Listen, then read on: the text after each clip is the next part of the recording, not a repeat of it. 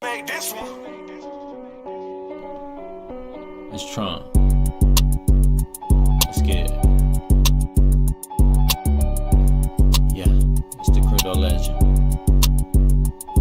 Yeah, you know what it is, you know what it ain't. You know I got that crypto, I don't fuck with banks. You know I love the crypto, it's my fucking bae. And the markets just dropped, I'm about to up my rank. Yeah, these markets just dropped, you better not play it safe. You better go out and study and find your way. Ooh, I'ma get so rich I can buy a lake. Ooh, I'ma get so rich that I can buy a Wraith. Ooh, I'ma get so rich that I can buy a country. Ooh, they like trying your voice sounding kinda country. And I stay at my computer, got these numbers crunching. If I send you a link, then you better punch in. Yeah, my whole team eating, it's a fucking luncheon. See y'all bags looking small, y'all bunch of munchkins. If I pass you the ball, then you better dunk it. You can't pass me at all, I do this shit like nothing.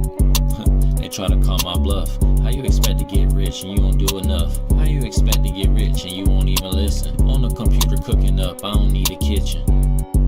Everything I eat exquisite. I'm in the market looking at charts, about to read the digits. By the depth of my chips lays with the ridges. You wanna know what I know, you gon' have to pay to get this. Everything I think in my mind come to real life. Sometimes I gotta stop and think, is this real life? Gotta check my delta, if I don't feel right. Got it out the mud, you don't know what that feel like. You wanna be rich, then you gotta be consistent. You gotta buy the dips and you gotta be persistent. My old friends with snakes, I can still hear them hissing. Cut anybody off, get in the way of my mission. Bro, boys, y'all better pay attention. You put your money in, you ain't even read the description. The device I put my money in, yeah, it's encrypted. He ran off with the ledger, but he forgot the encryption. About to buy some quick off a quick swap. About to buy some backwoods, let me hit the quick stop. He bought all meme coins, pumping dumb quick drop. He think crypto dead, but really this just a pit stop. I got a mini Draco and my girl got a big Glock. If you just do what I say so, you gon' make a lot. Catch a 7.62 trying to break a lot. Or you just might catch a few, cause I'ma spray a lot. Don't try to paint me as the villain, but if you break in my house, you gon' die like Krillin. That's that spiffy baton. Go look him up on Spotify, then go look up Tron. I go above and beyond. I make so much magic you would think I had a wand. And it's only one Harry Potter, y'all a bunch of Rons. You can talk how I talk, but it's only one Tron.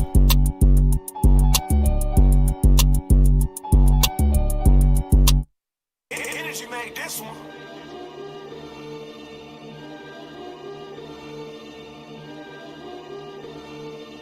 Coming in and chat a little bit more, all right? Awesome. Sounds good, man. All right, thank you very much. All right.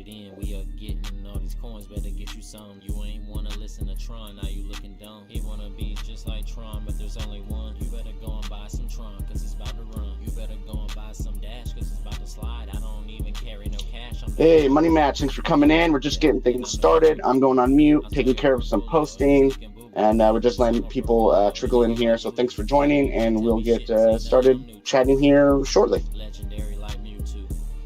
Nice.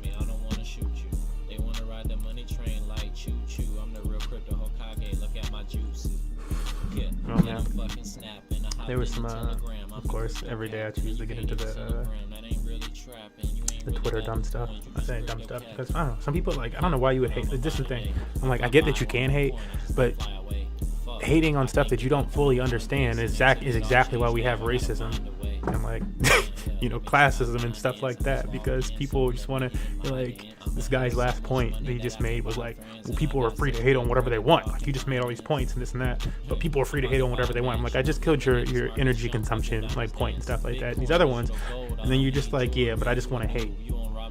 It's like, that's exactly why we got racism and shit. You're such a good person, like, and I guess that's the difference. It's like, yeah, to be more open to those ideas. It's like people that are more open to ideas like crypto and NFTs are probably more open to, like, all sorts of friends and shit like that. They probably have a ton, like, a wider breadth of friends and life experiences, I imagine, too, then, versus somebody who isn't and is like, nah, because I don't know, like, how else do you get to where you are?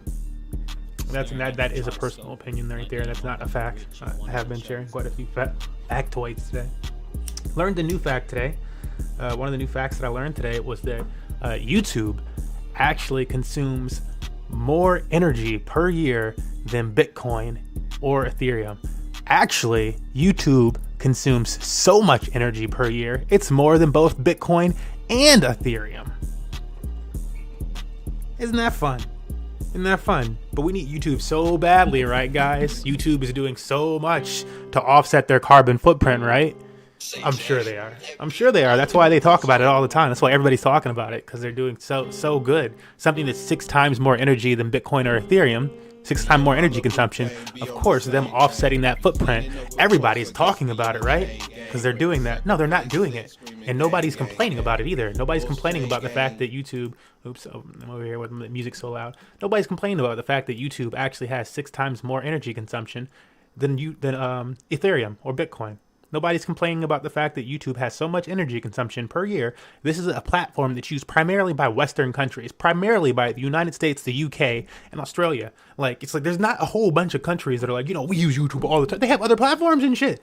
It's like, it's just not by everybody. Like, you think that because you're from a Western country, if you're listening to this right now, and you're privileged enough that you can listen to this wherever the hell you're listening to this. But like, that's just not everybody's case. Everybody in the world, there's so many people in the world, that's just not where they're producing their energy consumption. Their energy consumption is coming from something else. Probably something that's helping make United States materials and stuff. Let him talk real quick. I get my rant in real quick. It's just silly. We got Ross Devine here already, getting ready for like, the fight. you don't want to learn more? Out, and we'll get started soon. You really, like, nobody want to learn more, huh? I don't know. I would imagine they would want to learn more. I like to learn. That's my thing. I like to learn shit. And so, but that's just me. I don't know. Everybody like to learn. That is me. That is me. I can't hate on other people without actually understanding them. Like, oh, well, why would they do that? Like, let's consider that. It's just not in me. What was my initial reaction? And this is somebody that I've learned to hate through learning about things. But what was my initial reaction to seeing like the Nazis, like the actual old school Nazi? I'm like, that's a cool looking uniform. That was my initial reaction as a child. That's a cool looking uniform. Not knowing anything about them. And then you learn about them. And as you actually learn and do deep research, then you're like, okay, that's not cool. Everything that you stand for is not cool.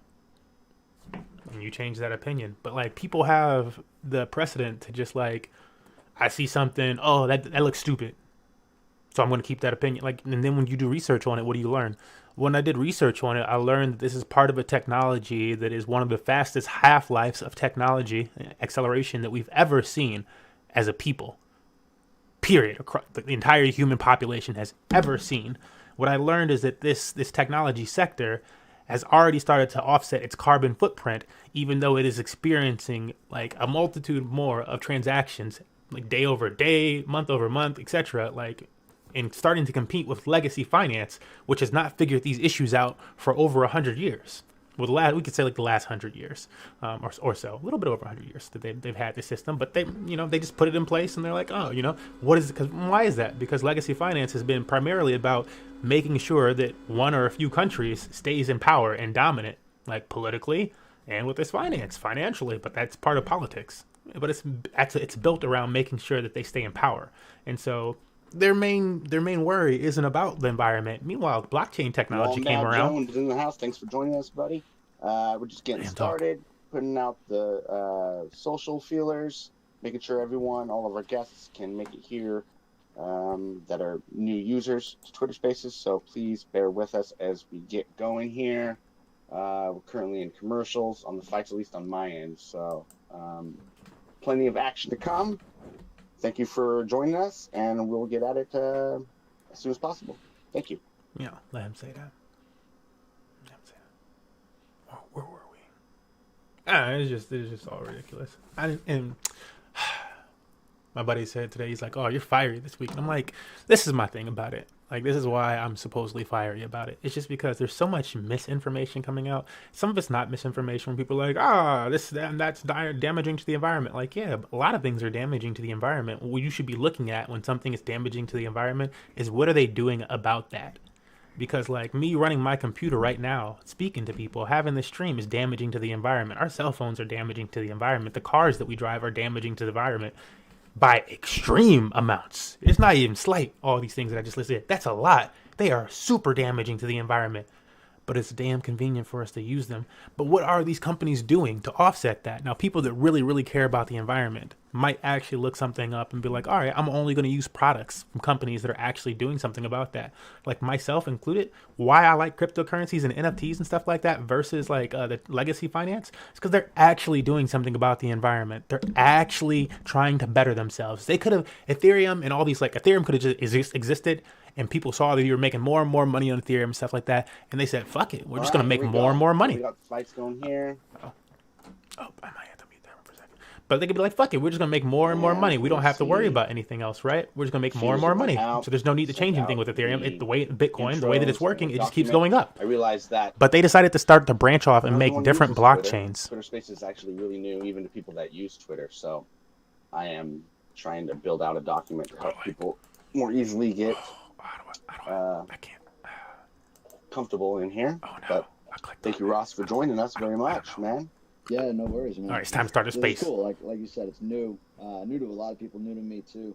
But you're not here for me. You're here for the thing, and I'm probably gonna have to cut this. Part of the 2022 New Year. Yeah, man. Yeah, I like how it's chill because a lot of people want video and stuff, but this is nice. It's a little less intimidating, and you just it's a little more. You can just mute and take care of stuff if you have to. So it's a lot more chill. So Twitter knows what they're doing. Have you seen Bill Algeo fight before? I haven't actually. No. How about you? Yeah. He's a friend of mine. They're out in Pennsylvania, just about hours from me. But yeah, they all train together, and he's pretty good, man. He's like kind of got a point karate background too. So like Tubarao just grabbed him up and put him against the cage here, but he's got that really bouncy, kind of awkward style. So it's cool to watch people like that go out and do their thing, especially in the UFC. For sure, yeah. Did he have? I was busy doing something else. How was his stance? Did he have a more square stance, or was he really lined up pretty sideways? He's pretty square, but he throws some funky stuff, and he's just got a lot of bounce. He's not your typical like stand in front of you, set up your strikes. He's gonna feint, make you miss, and capitalize. But he throws spinning kicks, elbows, knees. He's got the whole arsenal on his feet. And he's getting wrestled around right now, but it'd be cool to see. I'm pulling for him, pulling for the American, but hopefully he can get himself free here and start doing some damage. Yeah, he's gonna take a ride here to the corner. Yeah, man. We also got. Where's he going? There he goes. I don't know. He's like, what angle do I want? It's just like a different way of what is this specifically? The legendary. How's it going, man? I don't know how to mute them if I want to. Hey, how's it going, everybody? Hey, love to be here. Oh my God, that voice. Love it. Yeah, it's been too long. So yeah, I appreciate having you on, man. Legend. But yeah, this just to watch this, or also, if you're watching the event, watch it with some other people. Homie of mine running this project. This is an NFT. Go dogs, baby. Crypto associated project. Go figure. We're coming back next year, baby. Yeah, it's not all bad people. That's right. And there's just so many people out there with money that are already succeeding off of both we got everyone coming systems that just spread bullshit all the time. And it's like, oh, dude, that's really hard to just sit by and watch happen. Everyone's interested, and we're going to do huge things. So, yeah, I appreciate having you here to hang out a little bit tonight and watch some fights, man. Yes, absolutely. Cool. These are some new gladiators. These are definitely some of the. It reminds me of some of my old fight days, when I start seeing this stuff, and it's just all right. It's just Brito's going for the evolution of the sport is just incredible. It's just amazing. Yeah, you still see crazy things, like someone will do a move, and everyone will start copying. You think like, when will the evolution ever start? I don't know if it will. People will just keep coming up with new stuff and new things, and it's crazy. Yeah. I think Joe Rogan said it best. Like there's no sport that's evolved faster than MMA. You look at the sport 15 years ago, what it was then compared to what it is now, and it looks totally different. It's probably fair to say. Yeah, I'm excited. That in esports, but like that's not, that's even farther. It's cool for me. Like I'm in my mid-30s now, so I'm coming towards the end of my career. But I'm like, what else? Just seeing where it progresses in the next couple of years is really exciting. Yeah, that actually reminds me, because like I think of like basketball. I just the other day, I don't know if it's just common knowledge, but I guess basketball used to not allow dribbling. Wow. And then there was like one place that was like, oh, we kind of figured this way. Like you could bounce pass technically. So we're just doing that. We're bounce passing to ourselves over and over again. And people were like, oh, cancel them. This is over. They're ruining the sport. And with mixed martial arts, it seems like we kind of allow that to a certain extent. But then we get to the point where you go up against, what the states and other commissions are trying to put on you. So you got like the knees to the head and some. But that brings me to like your Karate Combat 2021 Rookie of the Season. And they're implementing interesting stuff like no kicks below the hip or above the knee. And you also have like no uppercuts. Like, do you know what's the background of that decision? Does that come from the karate being the base of the promotion? So it's even since the first season of Karate Combat, the rules have evolved some more. So now you can throw uppercuts. You still can't kick the thigh. You can kick at the calf. So anything below the knee. But I think the goal of it, and this is just my interpretation, so don't quote me, but I think they want to see more of the explosive in and out, fighting at a distance. And that's why they eliminated like things like knees. That was a great front kick for those who were watching. I think that's why they eliminated knees and kicking the thigh to kind of take away the advantage of the mid-range striker. The guy that can fight in what we call like B range, right? A range, B, elbows, knees, clinch, dirty boxing. That B range is, your general boxing, kickboxing range. I think they wanted to eliminate that and see how fighters can transgress through covering distance, like exploding forward as a point fighter would, and then implement throws, ground and pound, a little bit of dirty boxing. So I think it's going to continue to evolve and get better too. For sure. I could see when I watch it, that's the number one thing I see is because now that you bring it up, that's the perfect point that there is no medium. Either people are playing outside, they're playing footsies with, where they can do like the bigger kicks, or they're in trading the hooks, But then you got the whole being able to throw, and you got the 5 seconds of ground and pound, where that's a little bit more like in theory thing. People are just now being able to practice that and how to do the ground blitz and things like that. So I think that people are going to start being a little more privy to that rule set and go in actually planning and they'll actually be training that. So have you been do you train the 5 second ground and pound aspects and throws and such? Yes, absolutely. All right, so this is round two. Really nice right hand. Algio is on top right now. Yeah, he's doing good this first round. He shut down some of the grappling. I think it's going to be a matter of who gets tired first here. This will be a big defense for him if he can stop this one. It looks like he might. Yeah, he did. A good job. There you go. The heads up. Yes, I've been practicing some judo, just learning some. I think at this stage in the game, there's not a ton of like amazing grapplers in Karate Combat. Like no one that's their 100%. That's their game plan. They're going to enter and throw. But I've been working with a couple of really good judo black belts. I actually went to high school and college with this guy Harry St. Ledger. Him and his twin brother were judo Olympians. So I've been working out with guys like him and people that he knows and getting trusts. some UFC. Who fighting? Just to really All get sorts a of people feel are for fighting. what it's going to look like on the other side. Who's up right now? I had it on screen, so I'm gonna keep up whoever's fighting on I'm screen. not going to go in there, and my A game is not going to be to reach up. Right now, I'm just giving her grab some people and info on the throw them, but I Algio wanna guy. understand We're not gonna be where listening to the it's audio of it coming because I don't from, think you're allowed to do that, honestly. how to stop I just only and where to go play that game afterwards. today. But this is more of like a companion type thing. Sorry, I just got caught up in what we're seeing here. Yeah, that's all right. It's all about. Oh, that's how I can do it. I was like, how do I like talk to you guys at times and then like have them like not be so loud and I can just like actually I can just pull down their audio like that and then I can talk to you guys and they can't hear anything. I think he's probably just trying to tire him out a Or little then you bit. can't hear them. Yeah. Control his head on the way up. Oh, nice. Kick.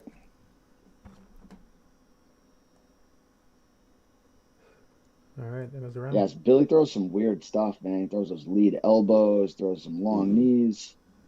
The uppercut's good. I'm glad they added the uppercut because that seemed like a real, especially when people are coming in, like you said, in the close or they're staying out. So when they have to come in close to the hooks, that's a perfect counter for that. So that's something I was going to ask, how are you training for no uppercuts or for like, especially when you're training with someone like Cutter for the, is it Cater? Sorry. Cater, yeah, Calvin Yeah. Cater. So when you're training for someone with Cater, but you also have got these different rules in your own promotion does that ever become an issue at all?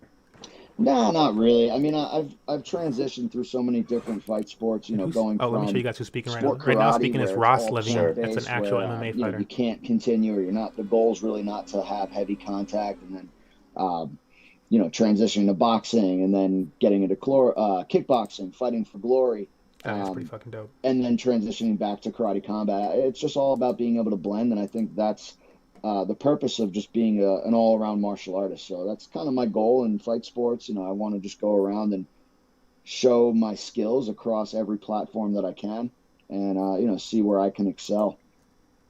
Speaking of my glory days, Bob, I'm sure you've heard this a million times from this is a new a setup. whole bunch of different people. But usually I have it probably growing about right up here. as a kid, watching you compete, Your audio is low. Yeah, mine is usually pretty low. I'll be the low speaker. Thank you for doing what you did. I'll turn it down about right. Usually I have it around 40, 35, 40. Negative 35, 40. It's amazing, you know, just to. I do want to be able to hear them because they're like professionals. Like I said, evolutionizing sport, and you know, it's a pleasure for me to hear that. You know, what I mean, I'm pleased to hear that because it's just amazing. And now, you know, they're getting some good things back. I think the amount of paychecks are going up here for the fighters, and you know, they've got a little more opportunities that were available for me at the time. You know, but it's definitely a fantastic. Yeah, you watch any Yeah, Bob, UFC, Satoshi? I think you must. How's it sounded? Those early Pride days. That's what I grew up. I didn't know UFC very much. It wasn't as big. Pride was what was big there. So I was in a band doing my own thing, but everyone would still be talking about those Pride events and you know just how crazy they were, and those were like the glory days almost. So are they mixing actual Pride and UFC right now? That's an interesting topic. What? Yes, it's crazy. One thing is involved as far as let's talk about the audience. I'm like, fam, what? You know, I've fought in front of over 100,000 people several times. You know, so UFC has yet to get with the audience of over 100,000 people, just all in one attendance. Okay, that's within an arena and all of those things. So they don't hit that number yet. And of course, that's because there's a lot of different. Well, they got a whole one at the big house. Right, a lot of different content providers. You know what I mean? You know, yeah. I wish I knew more about UFC, but I do like watching it whenever I can watch a fight. Yeah, exactly. You know, and Google and all that good stuff. So, you know, I like that they made it an option for sports, considered sports, but like, you know, fighting.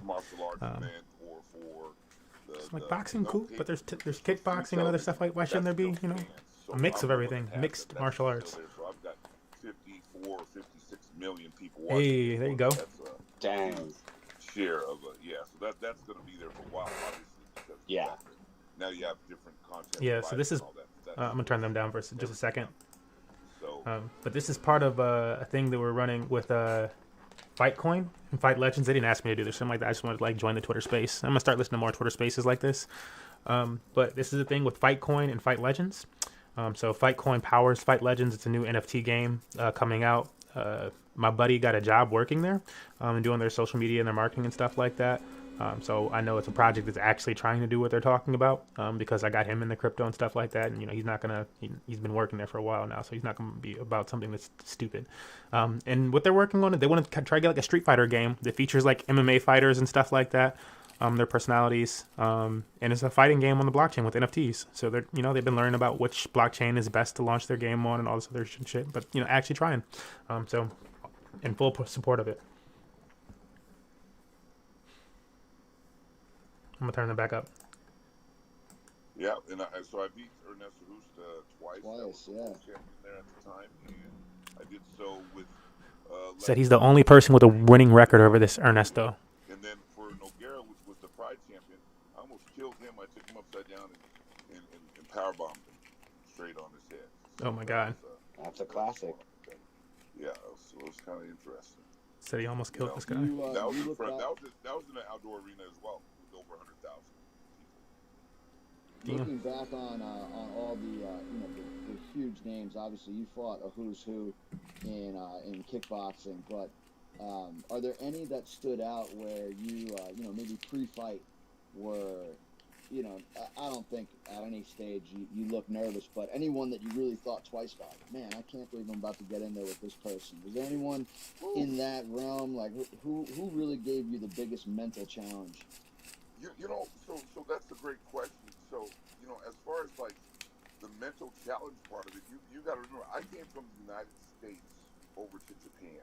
Right. I was at WCW Pro Wrestling, so I had no idea about any of this stuff. Kickboxing, tried something. I just thought I was going over there from pro wrestling. Like I came over there from WCW.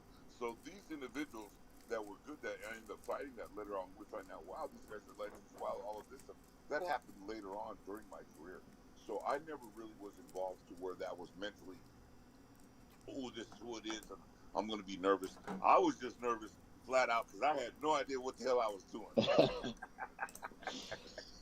That probably served a good thing for you. Because if you had all the experience and known maybe the who's who of all the people that had a lot, almost like ignorance is bliss, like, right? Oh, Yep, that's right. So it was funny. I've had those moments in my sports career and stuff like that where I would play against these teams, I'm gonna get Bob and he don't know that pain. I would just take it as like another athlete or something like that on the court or whatever, and I'm like, dude, screw this person. Like, I'm gonna beat him. Like, I don't lose. And after the game, like, my father would come up to me and like show me a magazine or something like that, and he'd be like, yeah, that dude that you were holding, you held him to like 0 points or like 2 points or something like that. He's on Slam magazine or like blah blah blah blah blah or this and that. And like, I'd be like, oh shit. Like, I just never had like knowledge of who the fuck I was going against until like way after. Like, we played like Tremont Green's team and stuff like that. I'm like, I don't know. Like, I didn't really look up other athletes. But I totally hear what they're saying there, where he's like, yeah, maybe I would have felt different. Like, because I mean, sometimes you're like, oh, damn, it's like a big game. Oh, so people are probably watching this. Like, from pro wrestling. So that's one reason why I did the power bomb against Noguera, because I had no idea really of too many. I remember last time I'm muted. I do remember the time like we had like all these like college scouts at this one game. There were so many scouts. It was so many scouts from every school that you could imagine. And that did feel a little bit like, because you knew it, you definitely knew, and they like lined them up underneath the basket, and it's like, oh god. I know what the heck I was doing. Yeah. But it's good. It's a learning curve, and I always believe in just going on in there. And of course, yeah, always great to support a friend. I'm happy I could this weekend. I missed his last one, so these guys had 20 years experience, even though I had a week's experience. Wanted to definitely make this one. So, This looks like the final round. These guys are 3 minutes in. I'm sure you're watching it still, Satoshi. And then the rest history was made. I'm like, who was I expecting from this one? Come back through later on, making from between the cover of Time Magazine or Wall Street Journal, and had over. I can't remember. I have to look at their stats again. I feel like the Brito guy looked a little stronger. All those things being known worldwide. I've traveled to about over 150. He was trying to get a submission earlier in the match. Looks pretty worn down right now, though.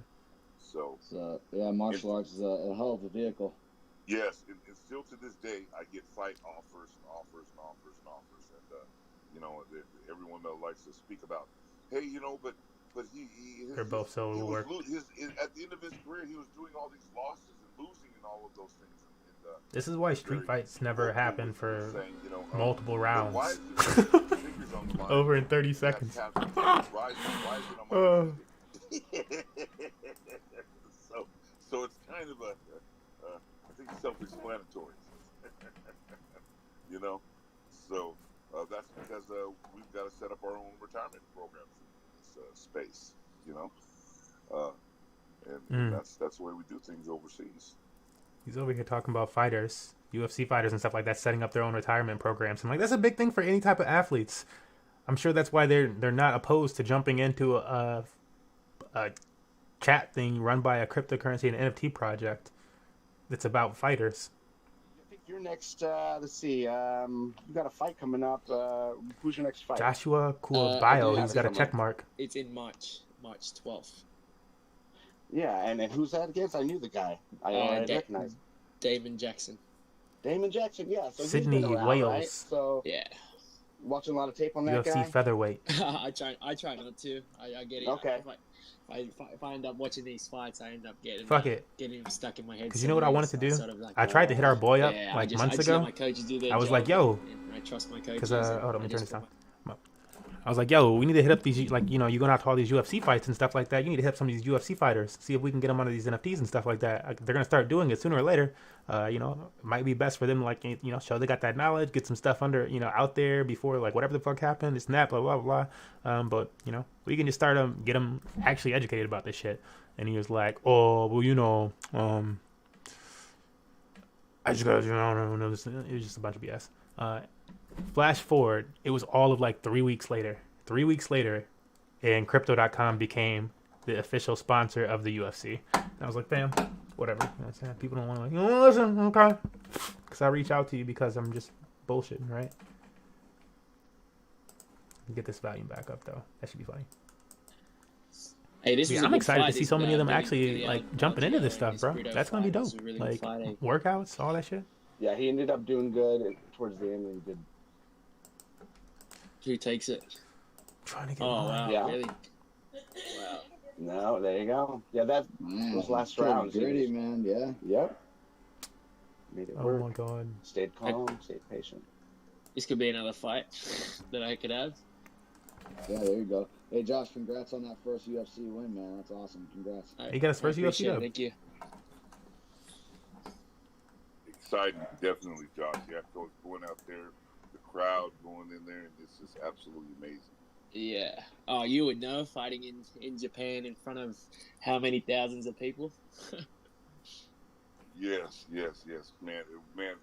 It's just the adrenaline and just going out there, getting that nervousness. It's just something that, you know, it's nothing like it. You know, that's so cool. It's just incredible. This is really cool. You know, I did professional football, college football, pro wrestling, movies, and whatever, and there's just nothing. How Gio like looks combat to get into the cage in much better condition than Brighto. Like, oh my wow, god, he's just teasing. teasing. At the same time, you can hear the crowd. You know. So it's crazy. It's yeah. crazy where you fought and how many thousands of people you fought in front of. So that's it's crazy. Hopefully one day I'll get to do something like that. Oh, absolutely. You know, I'm looking forward to watching your journey. Now I've got a question for you. So I do think you need to homer your skills up a little bit as far as being a gamer. So Wombat tells me that you're terrible at that. What's going on? He doesn't know shit. He doesn't know shit. Wombat knows nothing about gaming. I'm the man. If it wasn't for the UFC, I'd be a pro gamer, alright? So Wombat needs to keep his mouth shut. He needs to stay in his own lane because he doesn't know nothing. Are we talking shooters? Are we talking fighting games? What are we talking? Oh man, every game from first person shooters to RPGs. I mean, he's a true gamer. Everything, you know. Nice. I play all games. Yeah. So who grew up, playing Street Fighter? You know, I know I did. Yeah, for sure. I was Blanca. Nice, Blanca. That's a good. Yeah, I actually was Blanca. He was Alright, so we're getting up to our man. next fight. He was I'm gonna awesome. change the screen. I was Balrog. Saget. Okay. Yep. Saget. Yeah, Saget was good, but you couldn't play him at those early ones, right? He was the boss guy, but yeah, eventually he was good because I know he was based on Muay Thai, so on the Muay Thai. So long too, so long. Yeah, exactly. And then Laura later on too. It's Go ahead, crazy Rob. how many fighters have like a gaming career on the side. It's so funny.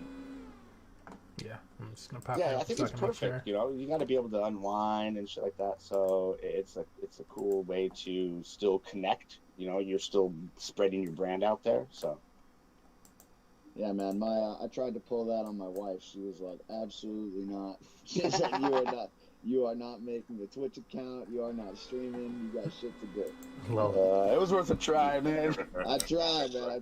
I was like, "Babe, I need a gaming chair. I need to do this." She's like, "No, you need to be home." But you are home. You're just on the computer or on the PlayStation. Yeah, she needed me to be present. The lights are on and nobody's home. I think that's big time, big time.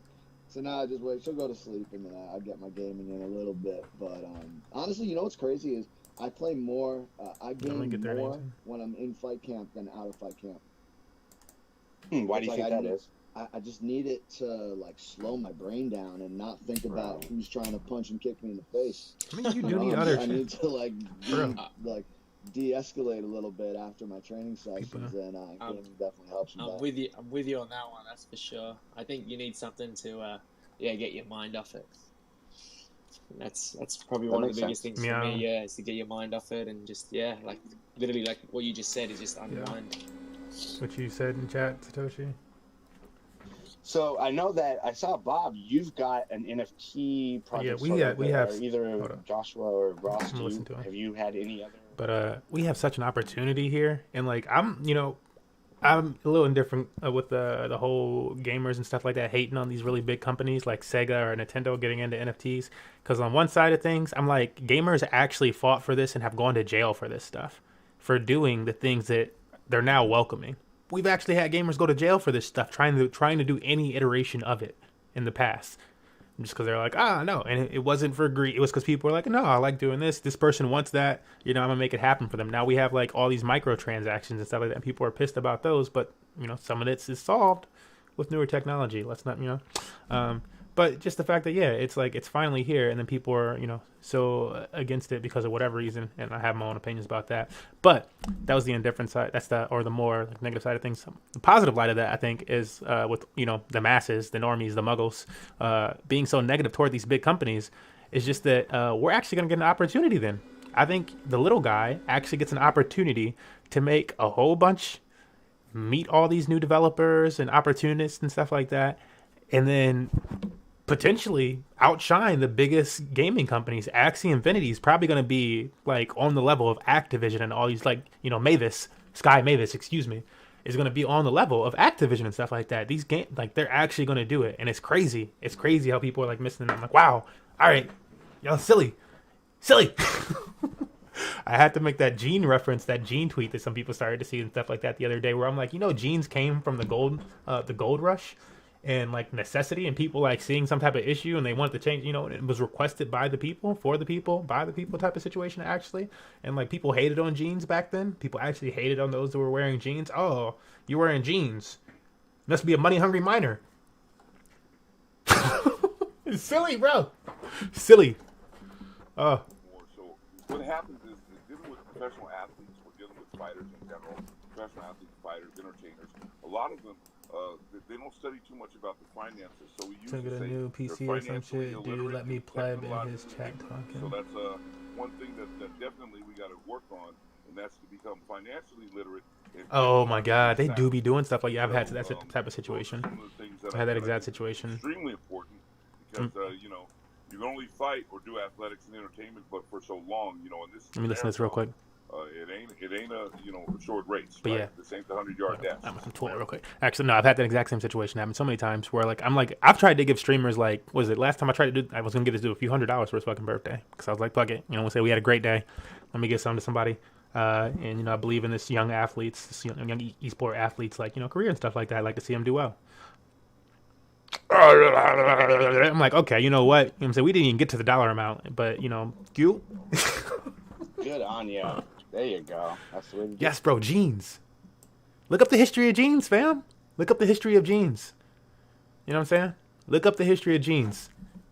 Jeans have lasted longer than the United States banking system.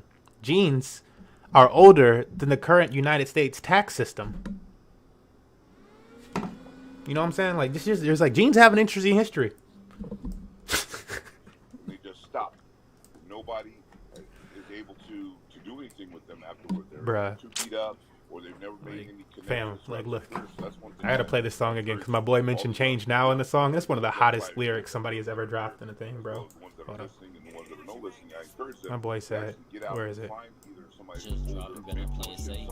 You better go out and study and find your way. Ooh, I'ma get so rich I can buy a lake. Ooh, I'ma get so rich I can buy a race. Ooh, I'ma get so rich I can buy a country. I don't know where you say it. I'm pretty sure it's in this song though called "The Dark Lord." So you definitely have to have some financial. I'm like, these normies don't know about the change nows of the world, bro. And that's setting yourself up to have a fantastic. Cashed out, bought me an Xbox last night. You are outside of Oh Bob, at what point in your career did you realize that was a necessity? I mean, because your career spans so long. Yes. At what point did you decide, like, you know what, I really need to start getting involved with these other things, or did you have a mentor? DCA into jeans, bro. Like, honestly, when I think about that, when I think about the fact that jeans have had this lifespan of a career, specifically, I need to find out what stock Levi jeans is and invest, because Levi jeans obviously are not going anywhere. Obviously, it's the most apparent thing I've ever fucking seen. Where I'm like, you're older than the damn stock market. This is wild. How are y'all still doing this? That's the stock of the century, fam. Oh, the first thing I get, some fucking Apple for the muggles, Apple stock, some Tesla stock, and some Levi jeans for the win. Also some Microsoft, because the competitor to the other. You know what I'm saying? You need to have both sides of the coin. Oh, hold up. Let me turn this down and clap you up real quick then. First payout day for the scholars, man, that's a feeling. That's a feeling. It feels great every time. Every time. Where I'm like, I just want it to go up. I just want it to go up for y'all. I want to find y'all more opportunities. I can't wait till we get more games to put in, like, scholars in position for and stuff like that. Because it's not like I don't enjoy the games. Like, you know what I'm saying? Like, the games, like, I enjoy Axie. I don't have time to do Axie all the time versus other games. But, again, if I had the option of working, like some type of whatever the heck factory job, or playing a game for a few hours a day, you know, and I guess they're not getting paid anything anyway, so I'm like, dude, I'm gonna take the game. But let me listen. I gotta listen to old boy. You know what I'm saying? I'm gonna type a little bit in chat. I went to WCW, you know, and right before they went bankrupt, I did this boxing match against William the Refrigerator Perry for Tough Man, and I was discovered by this man has a career. Went off to Japan. So when I was going back and forth to Japan, I'm a college graduate, so I graduated from University of Washington with sociology and free pharmacy. However, when I was on the airplane, first I used to bring comic books. This was before you're allowed to have cell phones open and all that stuff on the planes. So I bring comic books over, and then I was like, those comic books have to be in mint condition. So he is like a cool nerd dude, bro. I wanted to get them all messed up, and that was just a little bit too much stress for me. So what I ended up doing was getting textbooks, and I just started reading textbooks and doing, then enlisting in on some online courses. And so I learned courses and took online courses in finance and psychology. So I ended up doing both of those. Once I was able to obtain the financial, the education, so to speak, into those subjects, that's when I really started finding out that, I really need to make sure that I'm aware of retirement. Now, in fighting, you can't make the club in the tub. So that's one thing when you look at these guys. These guys are fantastic fighters as they go through, but you cannot make the club in the tub. And what that means is if you get a record to where you're so good and everyone's like, well, yeah, I just need to train before I fight him. Back then, now this one, I have no idea how it works for the UFC, but I can tell you that if you're no fighting in Japan because you're so good, you ain't making any money. So everybody else is making that money and you ain't making any of it. So you have a lot of people that were basically doing a lot of losing, and they were making just about all the money because they'd be on every card. Okay, so everybody want to fight them. So needless to say, once I had made the cover of Time magazine, you had the world record, and once I got all of those things, I said, well, it's time for me. I had to set up for my own retirement, and that's one thing it's kind of a little famous asterisk by, and you can hear that and see that when they say, oh, Bob's was doing here and taking a lot of dives, and it's not that I'm taking any dives. It's just that the damage goes with the amount of money you're paying me.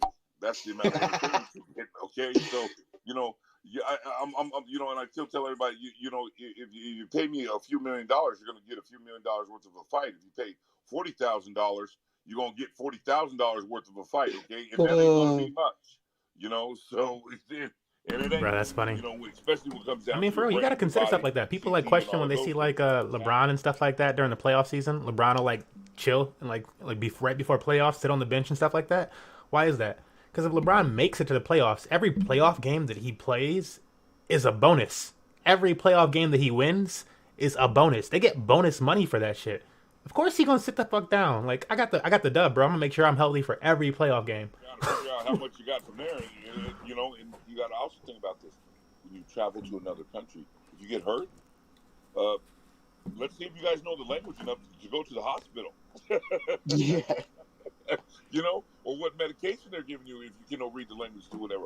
All of those things, because remember, those countries, they don't have enough money to be flying your whole crew in. It may just be you and your spouse, or you and your trainer. That's it. Your cornerman. That's it.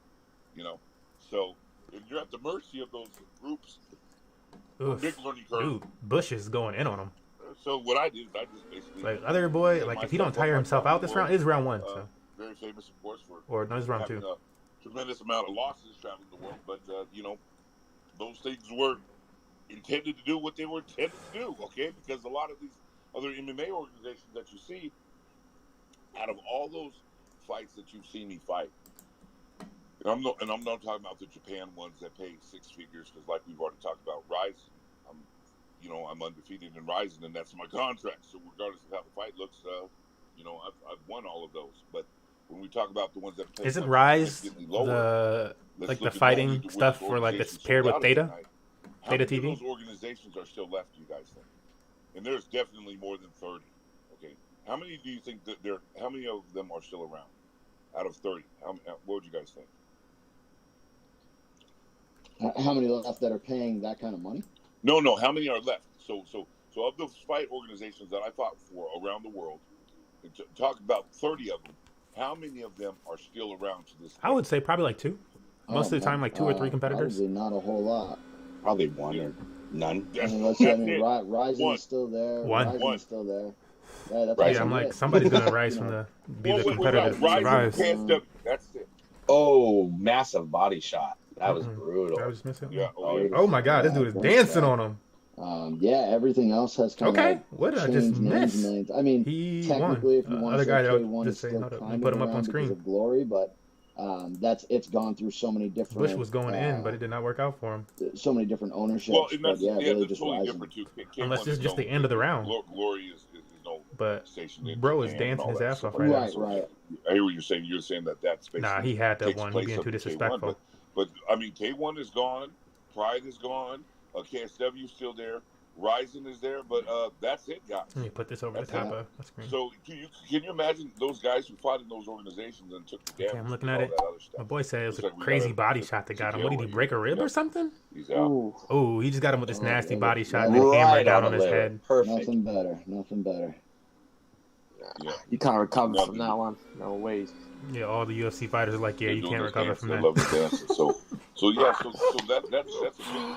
Can you imagine those guys who ended up getting a injury or something like that in those organizations and they got beat down, and those organizations are no even around to this day.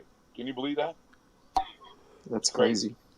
Yeah, it is. So all those guys that put their blood, sweat, and tears out there and did all that. This guy's the winner. Let me put him up on screen, front and center. They have a long-lasting life injury.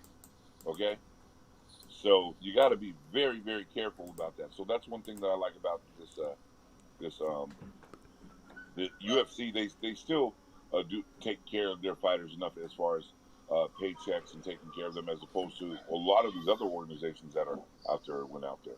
And a liver shot, I definitely know about that one. If you guys see me when I fought Ernesto the second time, he really got me right there with the liver shot. That just kind of just takes all the wind out of you, and you just got to go down no matter what. It's pretty nuts. I got a question for you, Bob. Yes. Who's the hardest? He just beat this guy. Who's the person that hit you the hardest out of all your fights? Who was the person that hit you the hardest? Yeah, so like when I got my bell rang, and I can remember like when what's his face hit me, Jerome LeBanner. When he hit me like on the side of the head. You don't think so with like Venari? Or is he saying I don't know something else? I think Venari gonna pop, bro. I was walking, it was like and it was like I could barely even walk. Venari does what it's supposed to do, even if it's just like a constant minor, but they make it like, like a... What was that game that just came out? When Mike Tyson got in the ring. Murr. If it was like a Murr 4 type of minor. even if it's like a Murph or type of minor, I think that Venari would pop off in 2022 and give them enough time to like develop, which was what Axie, like a lot of people don't know that was Axie's like path. Axie was boring as fuck when I first, like, I was following Axie from the very beginning. And so like I was like, nah, I can't do these games where you just like, you know, you buy some NFTs and they just, you know, you just like auto roll. Like that's not really my thing. And I ain't have the money to be throwing like $10-$20 on these packs and stuff like that. But it's just popped off. Amazing record, and you know, fought. And they actually got the money to develop, like they said they were. He was the guy who had the size advantage. So normally, when you see someone who's just so much bigger, you almost you kind of have the tendency sometimes to be like, all right, does he really hit that hard, or is he just that much bigger? Because they don't always go hand in hand. But for someone like you to say that Chemo hit that hard, it's like, man, that puts a lot in perspective about what he was capable of as a fighter. Yes, this is crazy, man. And, I'm telling you, well, we back in the day, we was throwing down, but definitely now you see these guys. Yeah, I'm doing this whole stream off of like a last second whim type of thing. Like, oh, you know, let's make it that much more. I was gonna be hanging out for this thing. We might as well make it in some type of content. Try something. It's great stuff. You know, Bob, I'll be able to listen back to it later and hear it and see how it went. AMC Pinkration, which is the great Matt Wizard Hume Mighty Mouse's gym out here in Seattle, and also at Team Quest. You got any great, cool, interesting stories from those places? And what part of your career did you start training there? 127 for Rev Token. Bam! If you've been popping into Money Match Gaming streams over the last week, if you've been popping in, that's the funny thing. If you popped into our streams over the last week and you actually got into some of the plays that I was in, I didn't get a lot of plays. It's the same shit. But that token went from $30 to $127. But $10 and I'd be happy as fuck right now. These guys coming on in there and us having a tremendous amount of fun in there. And we making money off of it daily. So you would have been sitting there with the token, hopefully farming with it, and making how many percent daily?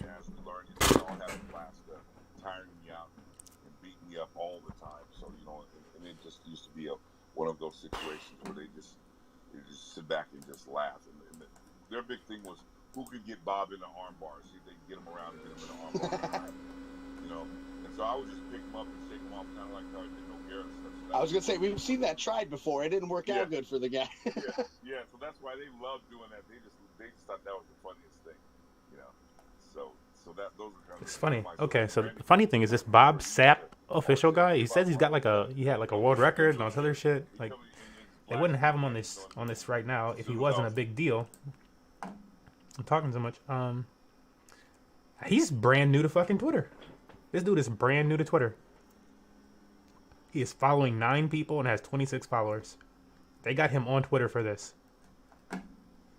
Start taking all the Pride fights, or was that during like your Pride career? Kind of both. Yeah, both. Randy helped me with my first one, and then Josh helped me early on. And then, as you know, as soon as I started living in Japan and stuff, it just kind of took a life of its own. Right. My man sound like he needs somebody to sit down with him in the camera and just like talk about that career and like make a little short little documentary off of it. That sounds interesting as fuck though.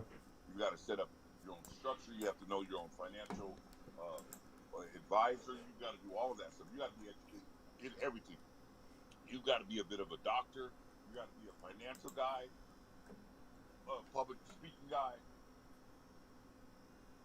You have to do your own marketing. Well, he's saying fight 3 will be the ladies' fight. Dun dun dun dun.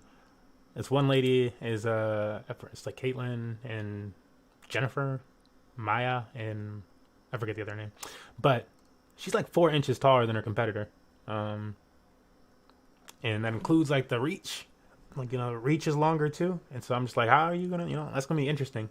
But maybe Maya on the right, maybe she's a little bit more feisty. We'll find out.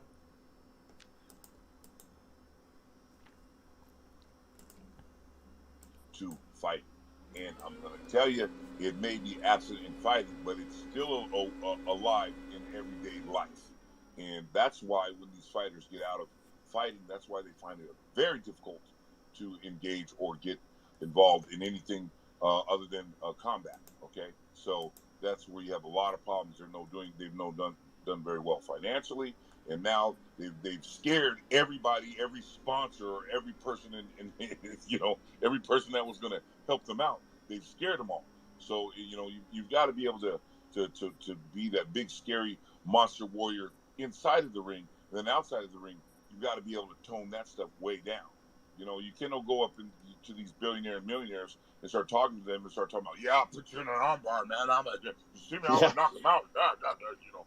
That's just not gonna work. And hey, dude, I'm gonna kick his ass. And that's not gonna work when you're sitting at the table. Okay, when you're sitting at the table around a lot of billionaires, or heads of state, and big movers and shakers, high value men, and all of these things, it's a non-starter.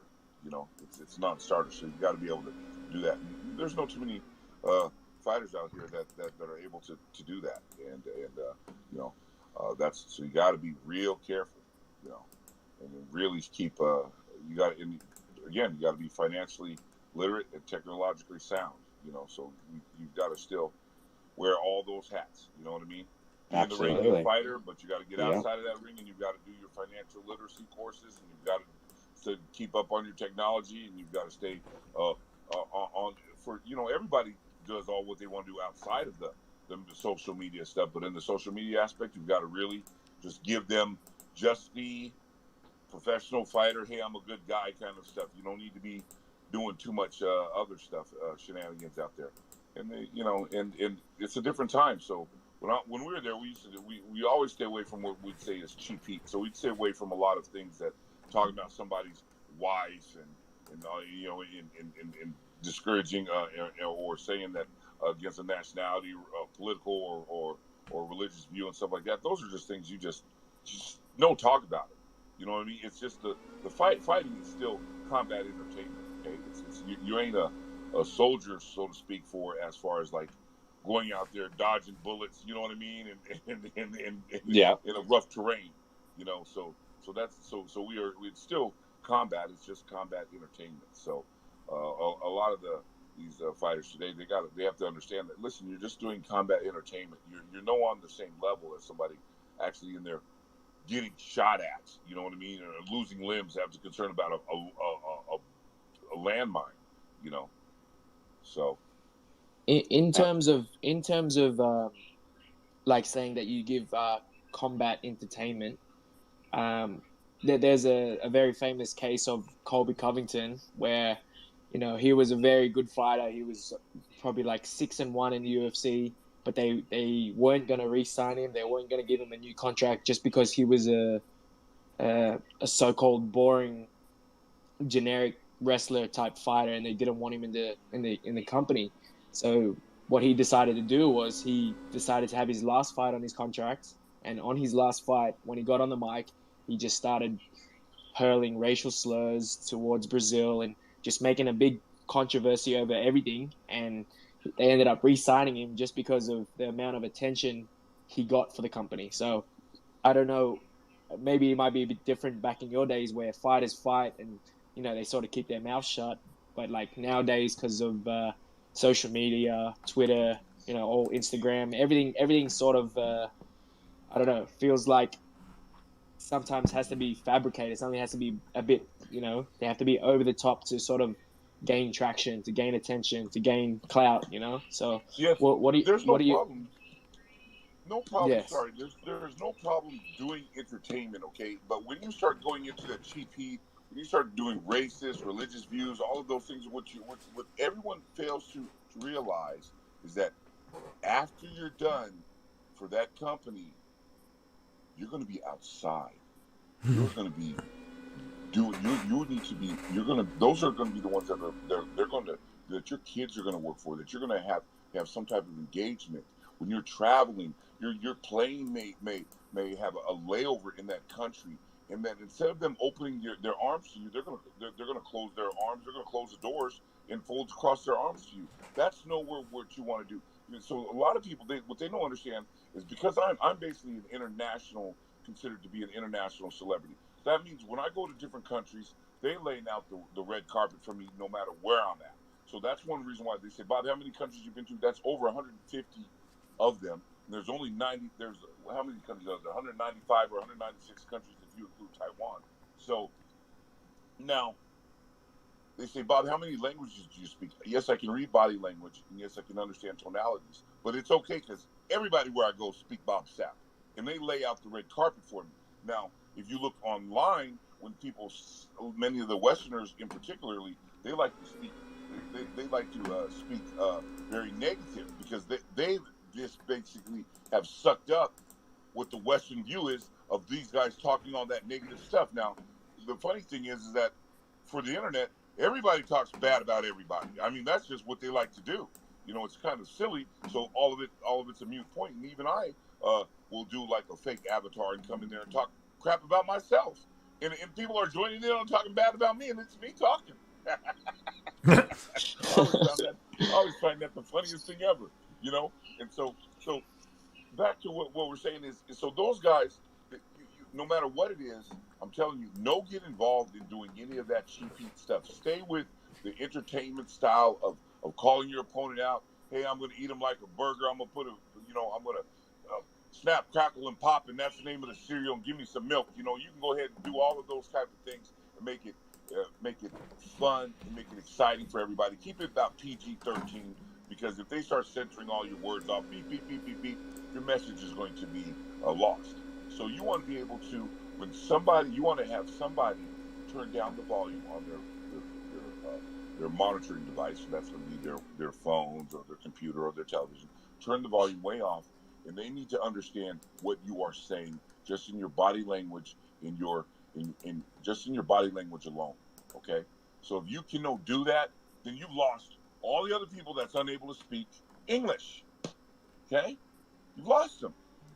So you've got to be able to do that. So there's no many classes being taught about that kind of stuff. Just like I was explaining to you guys that you ever think about going fighting all around the world, and if you got an injury, about what happens. You know what I mean? I mean, you think you go to the hospital and they speak English? No. How about the medications? That ain't written in English either. So you don't really need to be there getting a lot of injuries outside traveling around the world. You know what I mean? Because you could be taking something, all of a sudden, your left testicle turned lime green.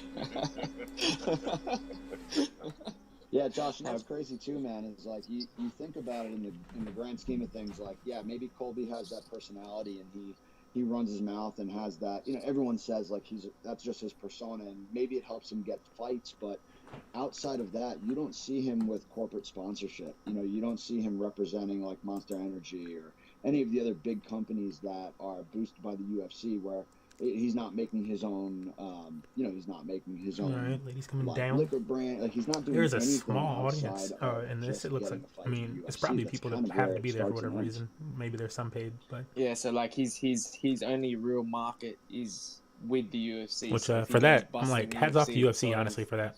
He's like because college football did not have the guts to do that type of shit. The NFL doesn't have the guts to do that type of shit.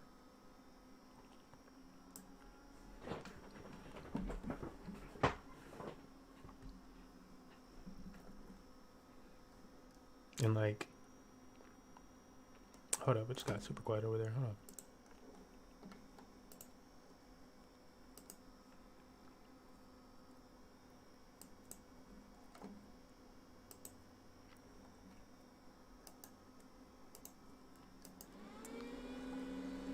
What? I don't think anybody was expecting that.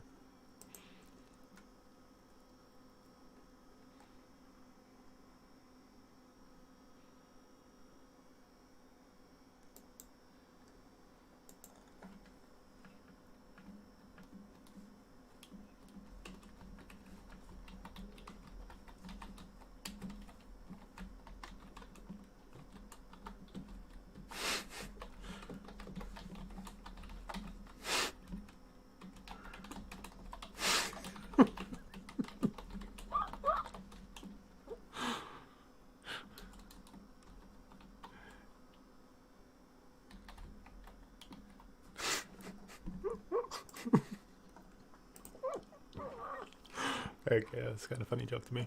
Let me see how the fight's going. Like, yeah, I don't think anybody's expecting that ending.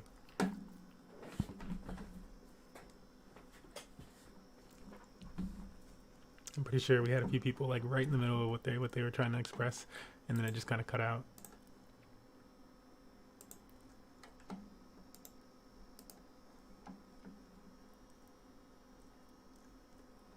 I'm in the room right now. It's me and the UFC fighting thing. Oh no, man. I'm in that thing. In that thing in UFC fighting. I don't know if it'll let me share.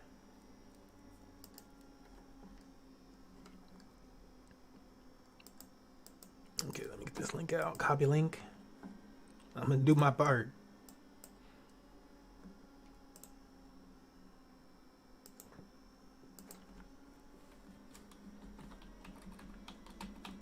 Hey, what's up? God damn it. I knew it. I was like, ah. I listened to so many. I'm like, they always get rugged. What am I going to do? I don't have a co-host. And I was going literally to make you money match the co-host. And then it rugged me. Damn. I think it's because I thought of it. That's so funny. So hopefully, Bob and all that great conversation. Love it. I didn't want to steer it into crypto because it's too cool to hear him talking to Bob Sapp, legend in the industry. Just let it flow. So a lot of fun. Thanks everyone for popping back in here as we got Maya against Chukagian. So here we go. Maya, I don't know. Maya, she always surprises me, but I never think Chukagian should easily stop this. Her wrestling isn't good enough that you can't stop it. Yeah. Don't engage on the ground, and it should be fine. Here we go. We got popping back in here. Everyone except the fellow speakers. Let me see. I sent one to Bob. I sent one to... Oh, here we go. I'll actually just copy the link. And then send it back to...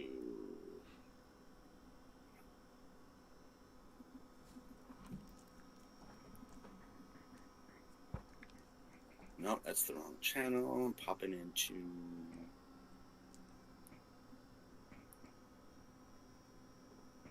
There we go. Okay. Bruh. Yeah, she got so much reach on her. I'm like, I don't...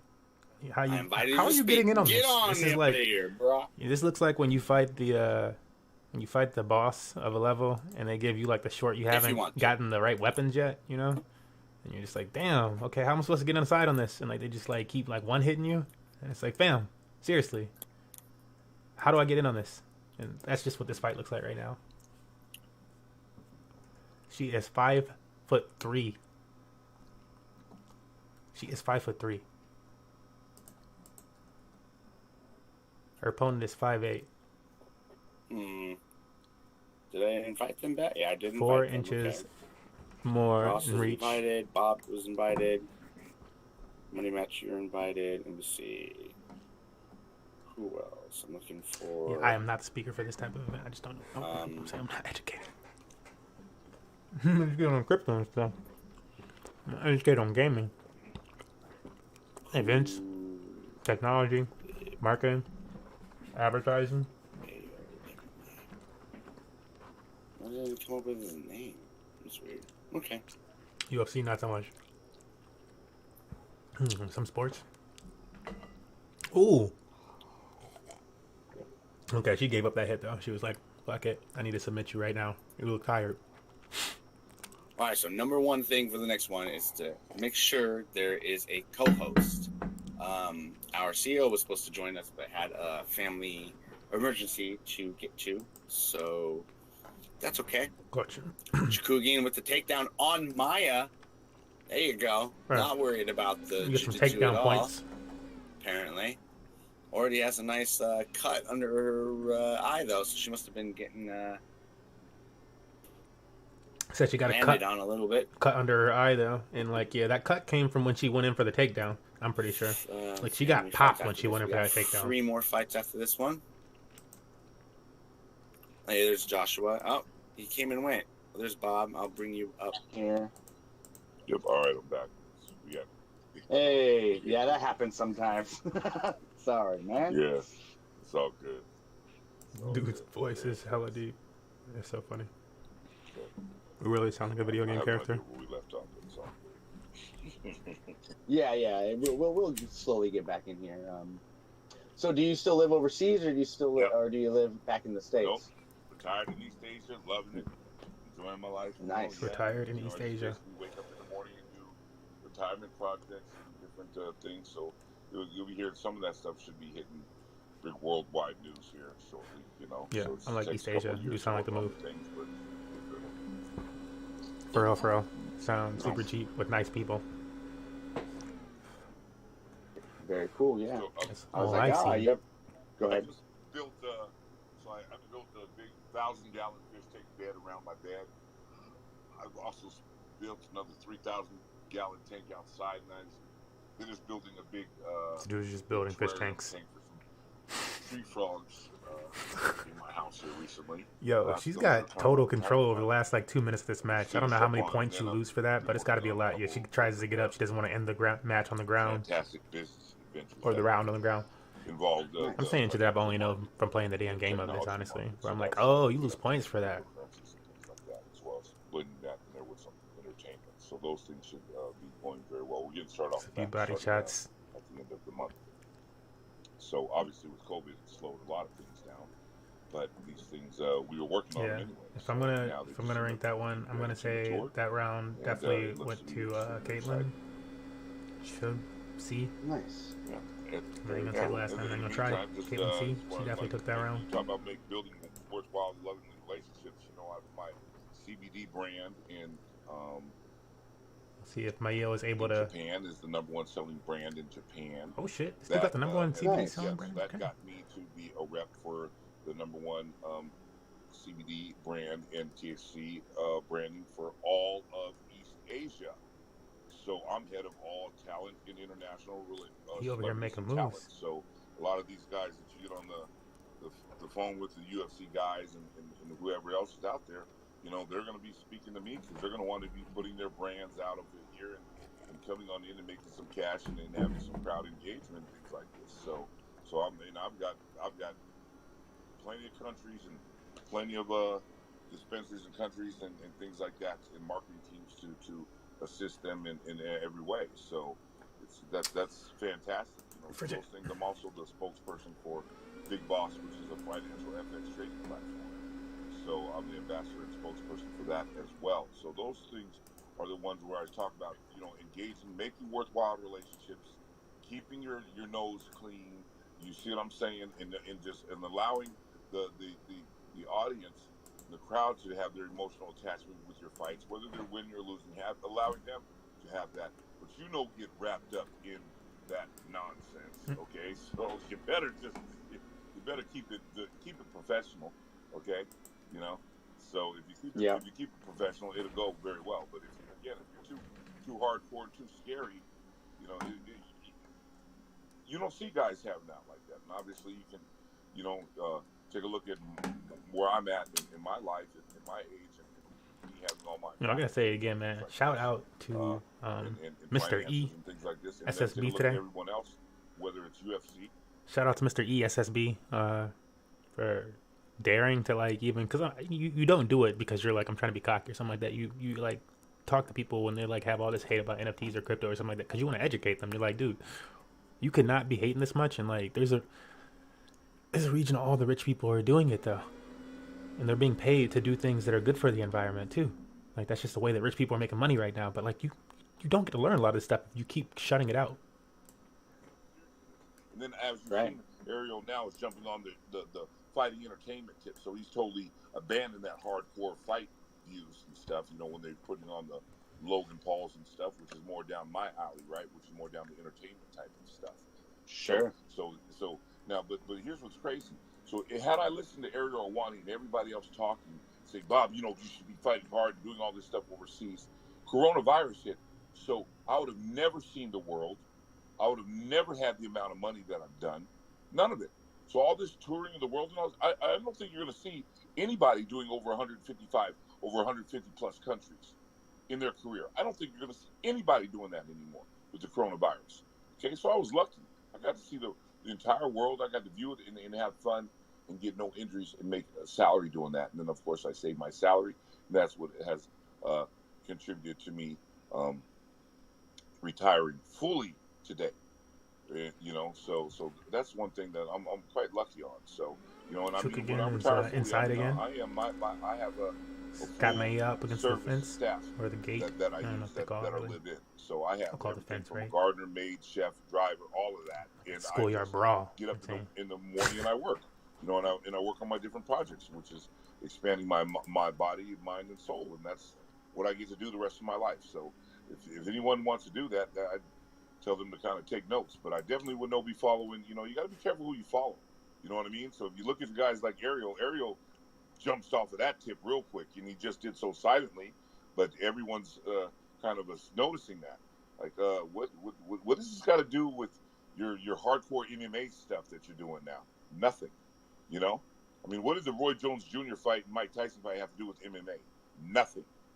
You know, so he'll jump on the entertainment stuff, but when I was doing it, I was the bad guy, right? You know, and now they all find out where the money's at, and now now they're all doing it, right? Remember, I was one of the first fighters that was also doing the movies and the pro wrestling, and at that time they were talking bad about me doing that. And all of a sudden, you started seeing all the UFC fighters jump into the pro wrestling ring and start doing movies. But you know, so it always takes a little bit of while for the common sense to kind of sink in. You know, so that's why I'm telling them. I'm like, man, you guys got to kind of get a little more. She's like, I'm done with this. I'm going to pro wrestling. Sound instead of being, financially illiterate and technologically. People was hating on that. I'm like, I think that's smart. So they've got to kind of bust them on there, And, started doing movies. I wish somebody was actually out there like they would take me. Well, she had the time. Now she had the attention. Oh my God! Oh my God! Is she about to submit her? Give them the okay. Contracts and rules and rules that they should be doing. Yo, she grabbed that. Once you get done with this fighting stuff, guys, it's pretty scary. My was on the bottom. It's pretty scary out there because all these people that love you that talk great about you on YouTube and podcasts. Socket. Well, that ain't gonna pay the bills. I'm gonna tell you right now. Yeah. They'll forget about you. Oh yeah, woo. Boy. I mean, I remember watching Big Daddy Gary Goodridge one time, and he knocked out, I think, 10 people in under a minute in 10 fights in a row. And do you hear anybody talking about him anymore? No, at all. Right? Not much. No. Nope. Nothing.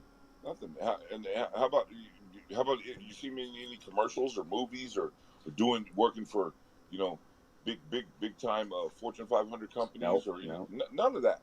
And you don't see any of these fighters doing that stuff. So you got to be real careful, man. Yeah. You got to be real careful about who you follow and what you think is going to happen, because what they don't show you is the what happens when they retire. What happens, or actually they don't retire, right? They just stop.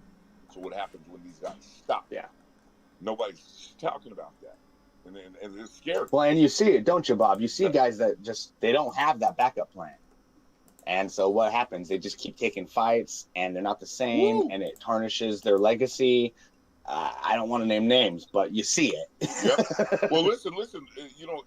Doing your combat entertainment for finances is fine. Let's think about what a legacy means. You also, again, you need to get educated on what you're going to do. This is a marathon race. This ain't a sprint. And a lot of these guys think it's a sprint. And as soon as they get out of it, then I'll just open up a gym. But you guys have how do you run a gym? What about the location? Who's doing the books? Who's got signatory power? How do you handle your employees? What do you do with these different situations? Yeah. They have no idea. You know why? Because they've just been training and doing their fighting. So they have no idea how to identify a sound financial investment. They have no idea how to handle relationships. Did you know, and particularly in professional sports, when they retire, the divorce rate goes up to about 85 to 89%.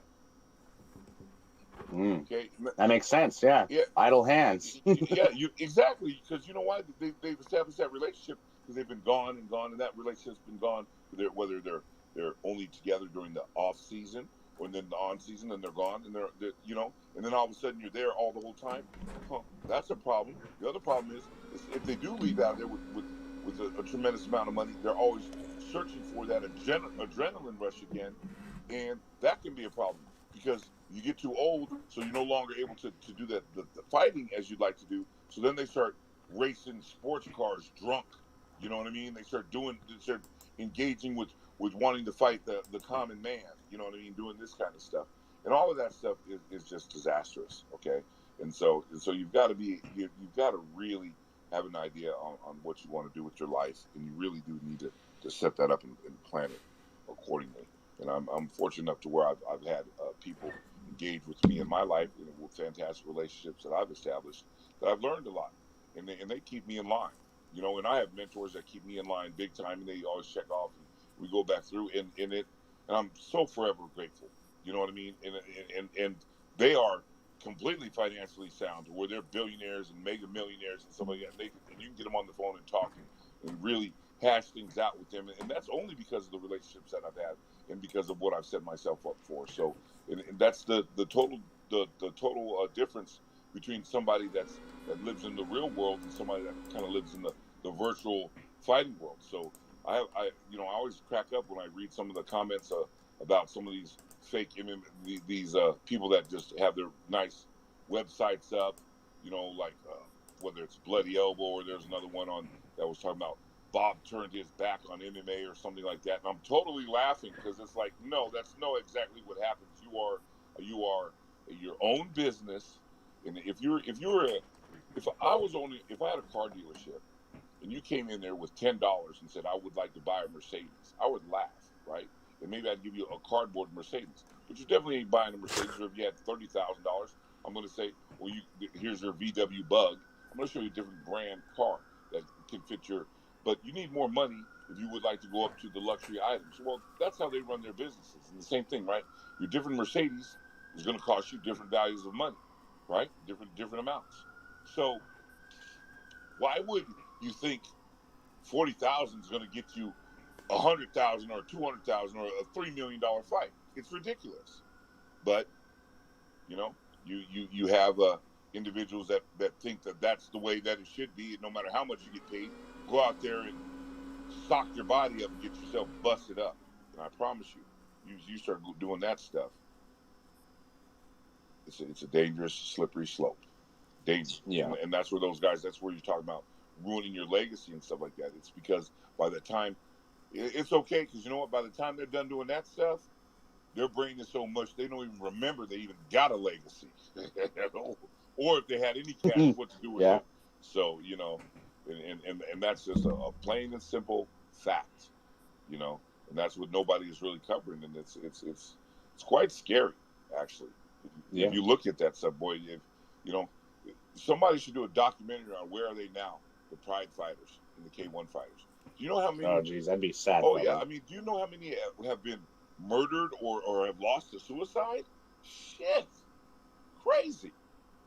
It's just like, man, are you nuts? Are you guys really? And talking about Pride fighters and ones that all have these big names that everyone's champions this and this and that. Man, if you should just listen to them talking. I guarantee you, all of them, because most of them were there during my era, and then mention my name and see what they say. Do that around them in high power businessmen. Know about these ones that have fake websites and Bob turned his back on MMA and Ariel Wanties or whatever. Just talk to the older guys that do it, and they will tell you, y'all better listen to Bob. They will tell you 100%. He did it the right way, and every businessman will tell you the same thing. Yeah, we knew what Bob was doing when he was going around the world doing that. That's the round. I'm going to go right back to Bob, though. I'm going to put up who I believe probably is the winner of this fight. They're going to be given the results here in a second. But I think it's going to be pretty unanimous.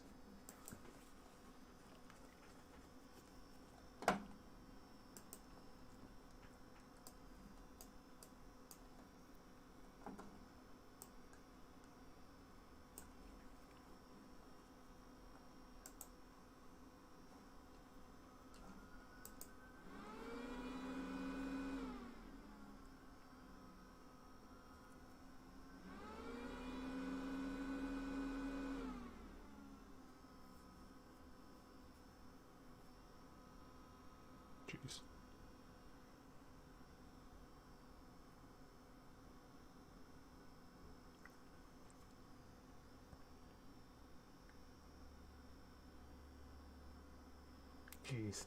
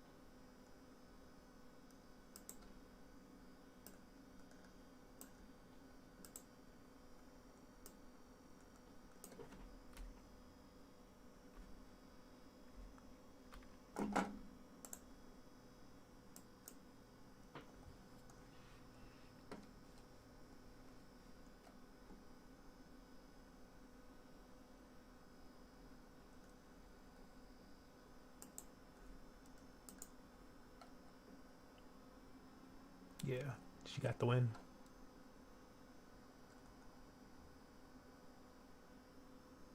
Yeah, no fight yet. Caitlyn just won. Yeah. Team most wins in what history? Let me see that.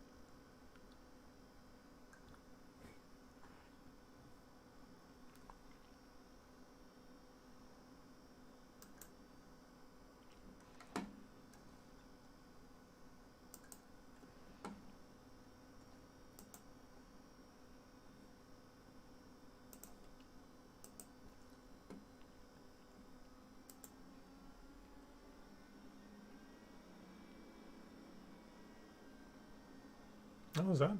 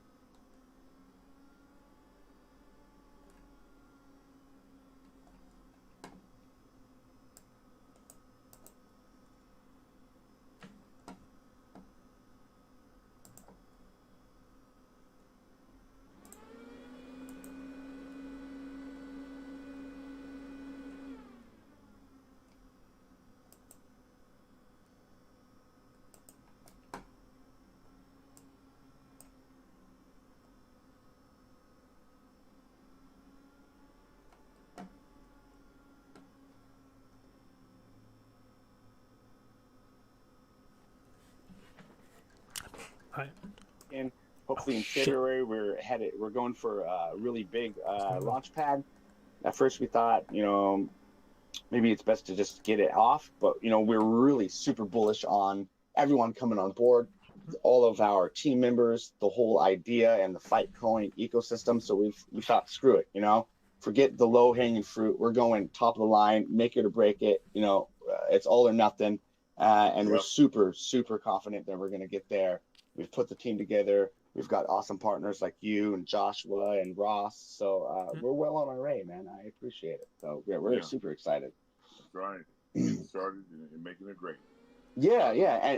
And you'd mentioned doing a little bit of gaming. So you're not completely out of the game when it comes to that.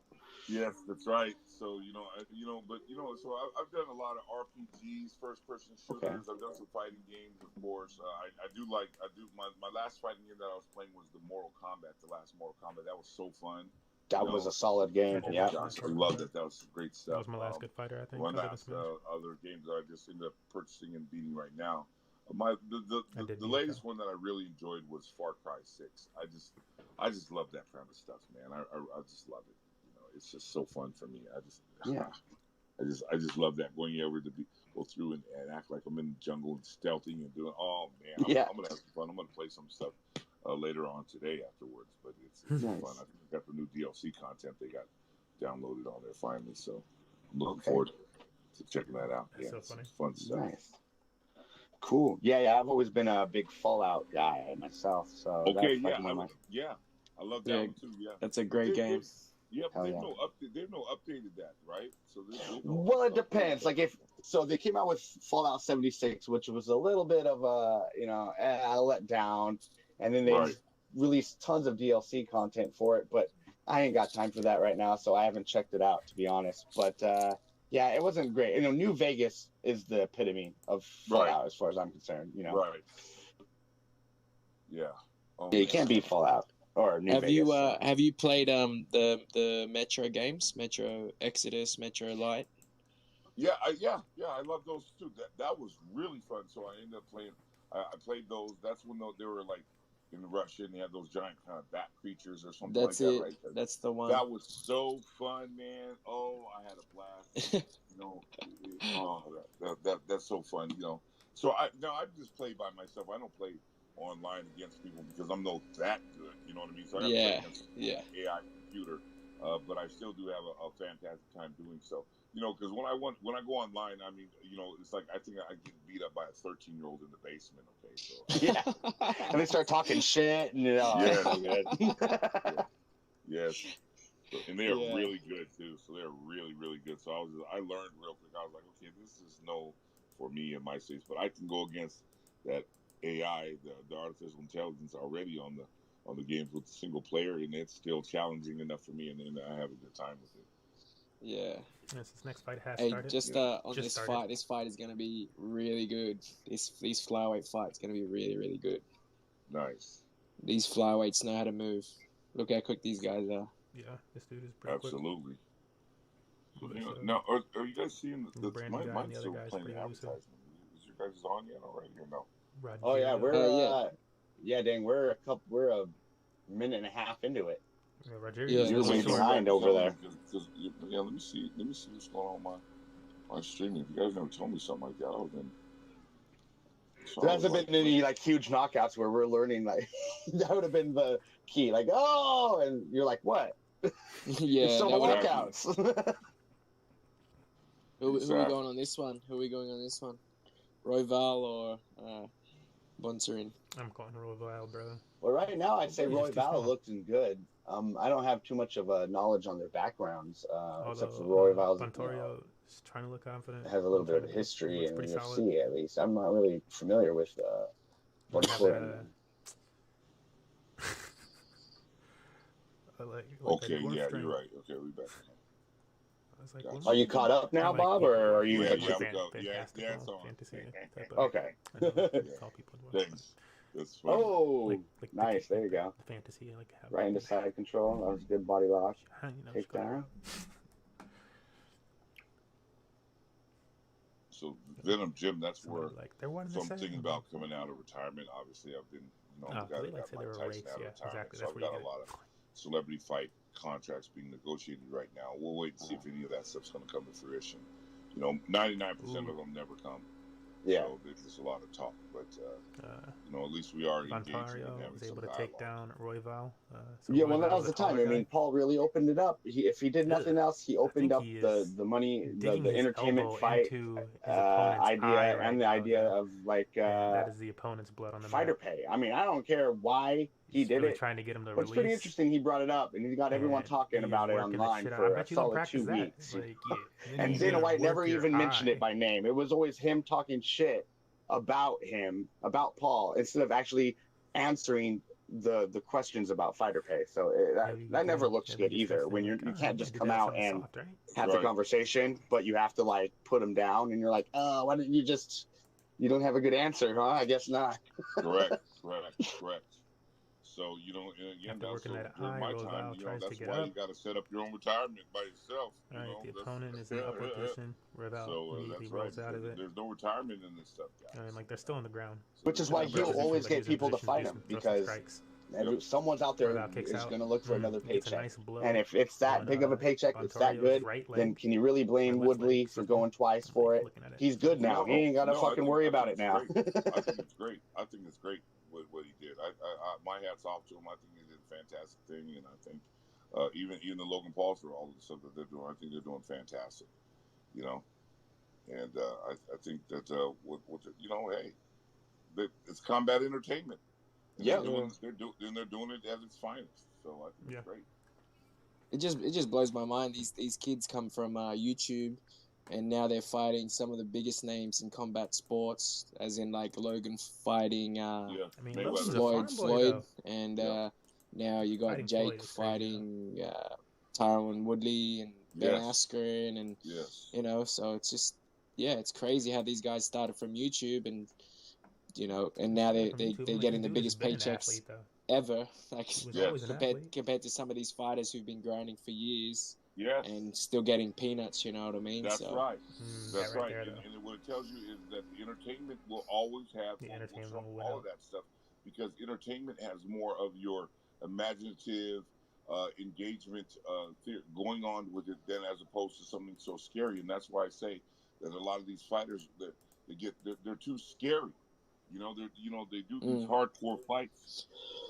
They're phenomenal, but when they speak to people, when they speak to their audience, when they talk crap about the other person, it's so scary to the point where you're gonna avoid them. Yeah, true.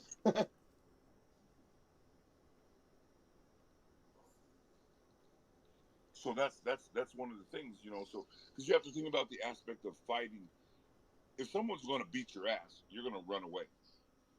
Okay, you're going to leave the environment that they're causing the trouble in. And if they look like they're going to bring trouble to your business or to your peaceful home, you're just going to engage with them. You're going to watch them from afar. And you don't want that to happen when you want sponsorship deals, when you want engagement. And you don't want a lot of people talking bad about everybody else, because you don't want a whole lot of hooligans following you everywhere, because that just makes it look like a big, terrible cyberbullying gang. Yeah. So you got to kind of keep everybody, you know, in control. And that's one thing that I'm fortunate with my fans and the ones that support me and things like that. They know that stuff, so they come on and they have fun with it. You know, I always say make fun, no hate. So they're always making fun. They're no making hate. And we have a good time, and it goes just that far. You know what I mean? It goes just that far. Absolutely. Now this is a real good scrap so far. I mean, he's got his arm. Oh no! Oh, he's gonna let go. Yeah, these flyweights, they have to be so technical and so fast to keep up with these other flyweights, and it's just this is like, I feel like the lighter the weights, the more technical the fighters are. I agree with you on that, and just the endurance in their. It's almost like it's almost a submission show. You know what I mean? Yeah. When you watch these guys.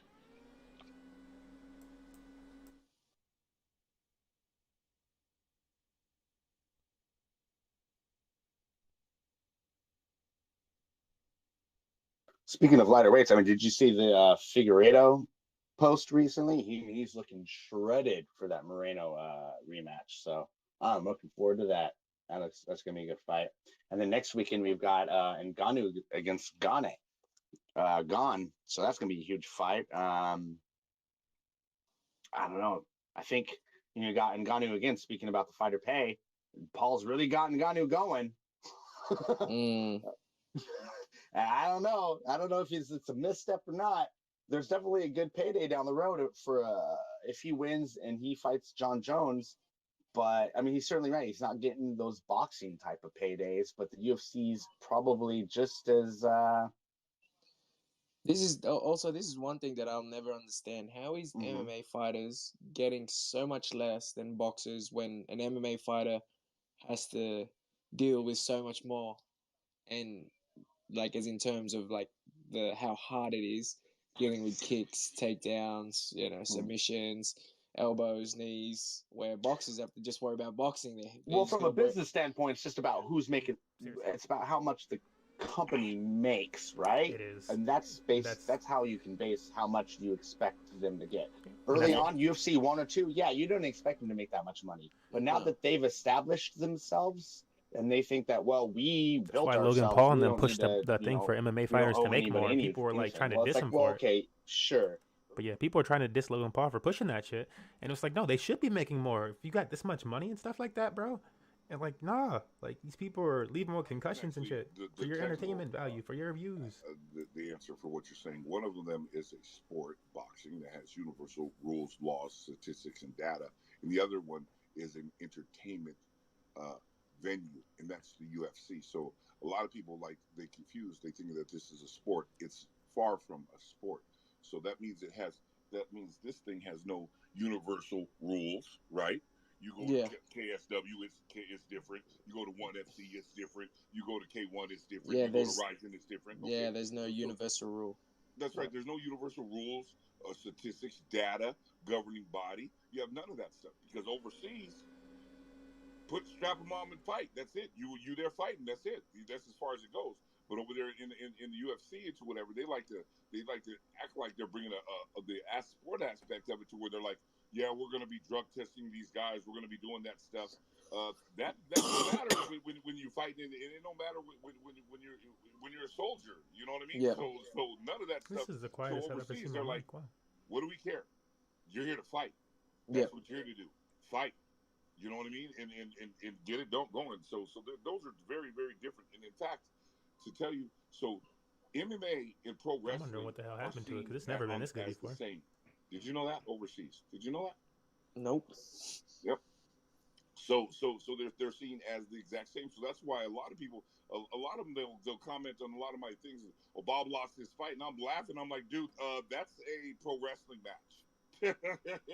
Interesting. That's a sparring session, and it's used because it plays on the ignorance of people that know have it. And now my God, that, Rogerio it's been some years knocked him. I know he can't feel. So he's just walking at him. I can tell you, Roy Bell's walking at him right now, so he doesn't just lose the fight. And he ended up getting a contract for it, and it was a completely takes him to the mat again. Show. And of course, if you know my history, you'll definitely would say, yeah, Bob, you're absolutely right. And that's Alan Galini. Okay, for ONE FC. Okay. You know, so we went out there and did a sparring match, a light sparring match. And you know how I'm telling you the truth. When's the last time you ever seen me go the distance in a daggone kickboxing bout? Bro, he got him right on the nose. You know? And dude just started wobbling. So that was basically right to help his resume and help that stuff go up there. And it worked, right? He ended up getting a nice contract for ONE FC. So those things are all there, all overseas or whatever. So it's that whole stuff. So you got to really have an understanding how the fight game works and how that goes through and goes off, you know. So a lot of people have no idea. So when you're overseas, you can actually do a tremendous amount more things and then sell that back to the American market, sell that back to these different markets because these people, they have no idea. They don't know the research. They don't go through and actually investigate a lot of things. So, you know, some of these fighters come out with some of the most obstreperous, ridiculous amount of fights and fight records. Now, they do fight a tremendous amount, overseas, okay, because they don't have the rules and regulations in place that you have in America. However, some of them, you know, they're a little bit way too drummed up. You know what I mean? Like I found, like a 20-year-old that has 600 fights already. I mean, come on. Yeah. That's crazy. Yeah, you know, all of them knocked out. He's undefeated, 600-0. You know, and I'm just like, you guys, man, you got to make it a little bit more realistic. You know. So now this audience here in the back of this, where the UFC is being played, is that because of the COVID? Is what, sorry? Right? Is the audience in the background where they're fighting, is that because of the COVID? Yeah, So yeah. They've limited. They've limited. Like, so when I fought in Vegas, the fighters have their own bubble, what they call the UFC bubble, and essentially, like, we're not allowed to leave our hotel room unless we're going to the UFC Performance Institute to train. So, like, when we're there for fight week in Vegas, we're only really allowed to go from the hotel to the UFC PI to train, and we have a selected driver that's going to drive us, like our own driver to drive us there. So it's like essentially we're closed off to the public until the fight, and then until after the fight you're go plot up then. Oh yeah, here we go. Sorry, that's very rare submission. Yeah. It's not quite in, but I got excited. I'm sorry. Oh no, that looks tight. That looks tight. No. Oh no, that did look interesting. Oh, nice transition. He might be able to slip out. Hey, Roval I told you, Roval is he's all over the place. Oh, nice. Every time I think the guy's out, he's like, he slips back into something. Oh, there we go. Okay, now he's out. All right. Why would you stay back in there? Get out. We almost landed a cheeky little spinning elbow there. Get out. Why are you still on the ground? Yeah, they're expecting this other guy to get out. Royval just keeps trying to get him in different submissions. Yeah, it'll be really cool to eventually have, because we're partnering with people like sportsdata.org and these cool organizations that, sportsdata.org, for instance, one of the US's top IRL and esports event organization as far as like organizing, building the brackets and things like that. Mm-hmm. And they have a lot of virtual capabilities, so they can virtually stream martial arts events of different kinds. So we're looking to eventually, once we release Fight Legends, we're going to have that as like an esports tournament, but we're also going to be doing like IRL, martial arts, jiu-jitsu, MMA, kickboxing, whatever events. So it'd be cool. I've always wondered if there's enough crossover to do tandem events where it's like, I'd love for like someone to be rolling and like win a jiu-jitsu competition and then go over and like kick ass at Fight Legends, right? You know, something like that. That'd be pretty cool. So definitely something we're looking for, because the fight token will eventually power everything beyond Fight Legends, the game. It'll be a fight bet. There'll be a fight stream and all sorts of things. So you'll be able to, participate in watching IRL and esports events through betting and all kinds of stuff. So it'll be fun. Nice.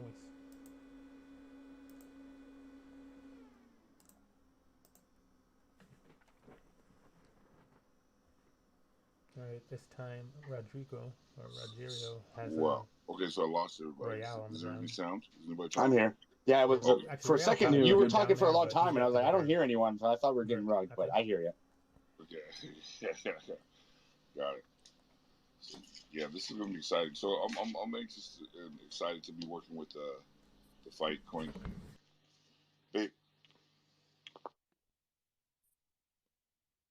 Yeah, absolutely. We're gonna bring y'all in however we can, figure that out. Some people are gonna be in game. Obviously, we're gonna try and get you guys some NFTs so you can be playing the game early.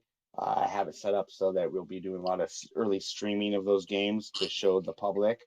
So it'll be awesome to get you guys in on some sessions and have some fun, just trying the game out and stuff like that. And other than that, we're going to be doing these fight companions regularly. Might be doing one next weekend for the big heavyweight title fight. So we'll get you guys in and talking to us when you can, when you're available. And yeah, we'll, do some interviews and whatnot for YouTube and stuff like that. So I'll reach out later on in the week about that sort of thing. But yeah. Yeah, I love it. Cool to have you. Yeah, for sure, for sure. Who do you guys reckon took this one? I'm going with Roy Val. Yeah, that's what it seemed like. Yeah.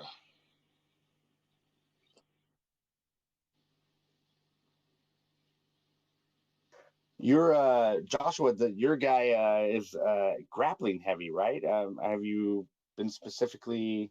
What is your grappling background? So I'm a purple belt in jiu-jitsu. Okay. But I've been training jiu-jitsu for how long now? 12 years now, and a lot of the guys that I started my jiu-jitsu journey with, because I've focused on MMA, and most of them focused on jiu-jitsu, they're all black belts now. So to me, it doesn't like I could say I'm a white belt. You know what I mean? It doesn't really change the fact that I know I can grapple. I know I can stop takedowns. I know I can, yeah. So speak to that a little more, because I've done enough to know that I didn't do a lot of gi. The training I've done has been no gi.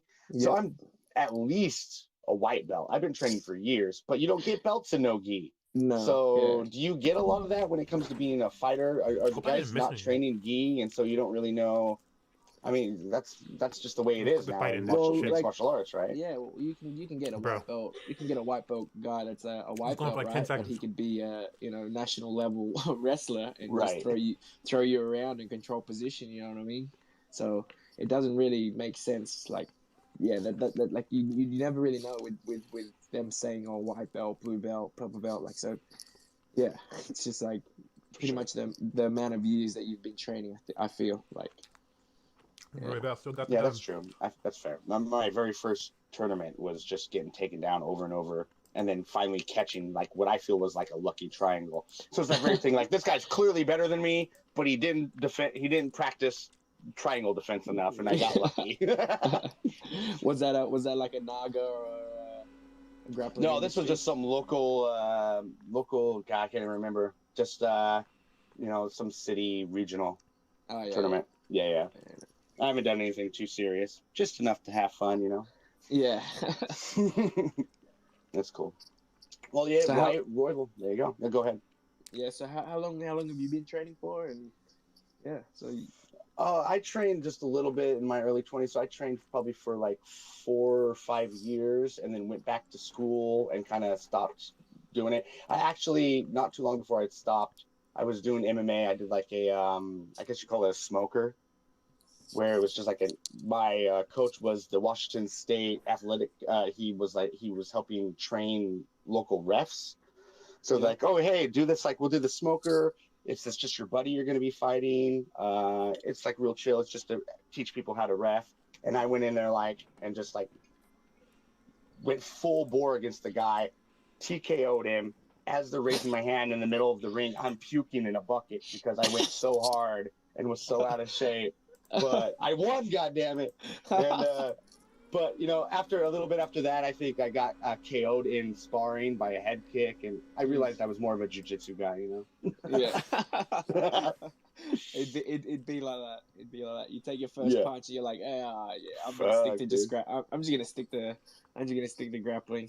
Yeah, I love striking, but if I can't remember what happened, then I don't know. If I can't remember how I went, where it went wrong, But yeah, super fun. Just enough to get me into the sport and have respect for the athletes. You know what I mean? Yeah, for sure. Well, that's what I feel about what some of the judges should go through. Like, who are these judges that get into the UFC to judge fights, and they've never been punched in the face before, they've never had a fight before. So, what do they know? What are they trying to score if they've never had any experience themselves? Yeah, absolutely. And then, that was what was funny about it, because he's like, "Oh, we're here to help with the judges," and I was like, "I have no intention of leaving this to the judges, coach." So, sorry, you picked the wrong dude. I don't have the cardio to go for the full 15. So, But so yeah, it was a professional fight. It was no, not even. So I don't know, they must have had the plan already, and someone fell through. I had already done my Friday night workout, went home. Bro called me, hey, Chemo. They called me Chemo because I had hair like Chemo. Hey, Chemo, fight in 2 days? I was like, fuck yeah, let's do it. And that was it. It was better. I wasn't ever nervous, and I thought that's like bullshit, but it's because it was so short. I didn't have time to think about anything. I was like, oh, I guess I'm fighting in 2 days. Okay, show up, fight, whatever, So to me, it was cool. What weight was it at? So he was like 140s, and I was in the 150s. So it was close, but not official. Yeah. Yeah. So it was no. I had a gut. No, I didn't. I didn't cut it. I was running. That was it. I didn't actually change my diet or anything. Believe me, I went in there knowing, dude, if this goes through a round, I'm going to be in trouble. I'm going to start. Because we rolled. I knew this kid. I knew that, if we're tired, he can tap me. And so that's why I was like, I'm not wrestling with the kid. I'm not going to the ground at all. And no one expected that. I did like a 1-2 and then a leg kick. And he fell from it. And I just stood over him and punched until they pulled me off. And like I said, then I started puking. I literally got pulled off, went and grabbed the bucket. Yeah, bro. That's how unfit you were. That's how unfit you were. Fuck. Yep. Yeah. Yeah. My adrenaline got me to the win, and then was like, "All right, you're done." Otherwise, that kid, he was younger than me. He would have tapped me for sure. I would have gone tired and would have tapped me. So that was the only way. And he wasn't ready, so I was lucky. And you could tell, it was my only fight, but you could tell, like, going in there, I saw him for a brief second, and I was like, oh, this kid's not ready. Like, I could see it in his eyes. Just for the 2 seconds I saw him, he looked away, and I was like, oh, I got this. So it's interesting, just, like, even doing it once, all these little things. Plus the jiu-jitsu and tournaments I did, so it gives you an idea of just the slightest idea, of course. But yeah, to be honest, my first couple of fights, I did go in the cage, and then to be honest, I don't remember anything, and then I ended up, walking back to the locker room, and I'm like, what just happened? It's like, well, you won the fight. It's like basically just blacked out and just had a fight, and then. Yeah, and then sort of came to when I was in the locker room. So it was always. I think you're right. I think a lot of my story is like pieced together from people. Yeah. Well, mine was like, I don't really remember what happened. It just sort of everything just happened so quickly, and now I'm in the locker room, and my coach was explaining to me what we need to work on, and what I do right and what I do wrong. So. Yeah, it really gives you an idea of like where the training. Comes in because you don't have time to think, and you really get the sense of that when you come out of it realizing like, oh, I don't even remember, I don't even know what just happened. That wasn't even me for that last however many minutes. So it's really just all about repetition and what you've got ingrained in your brain as responses to certain things you see. So yeah, for sure. But now I feel like at this level that I'm fighting at now, I feel a lot calmer, and I feel like a lot of these fights now that I'm having more so like glorified sparring sessions where I don't have to pull punches, So like I'm able to like see things now before where I just react off instinct and just and just like I said, like I black out and just fight off instinct sort of thing. Where now I feel I've gotten to that level of where I'm comfortable enough to know what's going on, to pick and choose and think through situations, and I think that just comes with experience, I guess. Just doing it enough times to the point where it's like, okay, you've been here, you can think clearly, and you don't have to rush anything. It's just like, like it just feels like a glorified sparring session where I don't have to pull my punches and kicks. So that's a good point. Yeah, once you've done it enough times, you start losing the edge that makes it a little harder to think within that action, within that fire.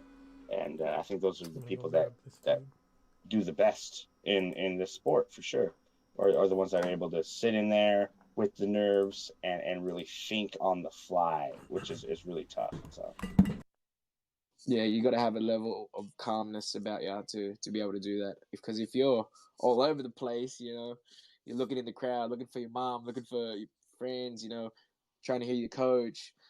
This dude's sweating and punching you, so it's like everything's happening so quick. The lights, the cameras, if you let that all get to you, you sort of, you'll be all over the place. But yeah, you gotta have that level of calmness about you. Yeah, you just heard Derek Lewis talking about how he was saying that having it at his hometown kind of took something away from him in his last fight. So that's interesting to think of. Like he just had too much on his mind. So yeah, that's why I feel like fighting at the PI worked really well for me, is because it just, like I said, it felt like a glorified sparring session when my coach was yelling what I needed to do, and I could hear it clearly. You know what I mean? And yeah, it just felt like, okay, we're in a cage. I got a dude coming in. We're fighting. We're gonna spar. But now you don't need to pull your punches and worry about hurting this guy or not. So it's cool. Absolutely, yeah. And I think the performance center is huge, and I actually thought it was fun. They're spreading them all over the country now, but it seems like obviously you've got the main one in Vegas where all the fighters go, but they're actually opening them as just like regular old gyms, and so it's hilarious to see like a UFC gym with like casuals going into it. I witnessed this the other day right next to a furniture shop, and I'm like, this just it doesn't. You walk in the furniture shop, you're hearing like the techno music and everything, but you expect to go in there and see some hardcore, but like they're really treating it as it's like a LA Fitness. So they're smart. Like a fitness first sort of thing. Yeah, for sure. Yeah, for sure.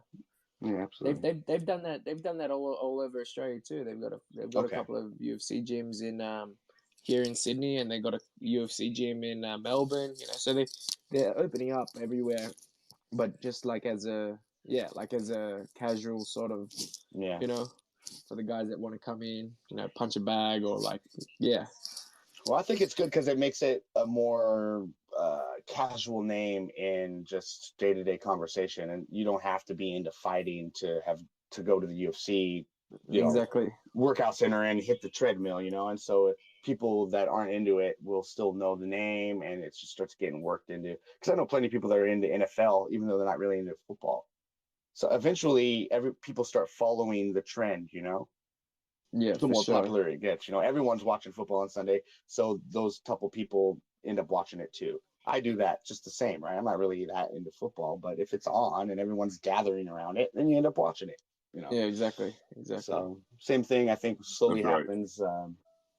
But it definitely seems like it's bigger overseas than in the States, towards Bob's, experiences, over in Japan and whatnot. So it's interesting to see how they try, if at all, to further grow the sport in the States, or if they're kind of just happy with where it's at, which right now it seems like that's the case.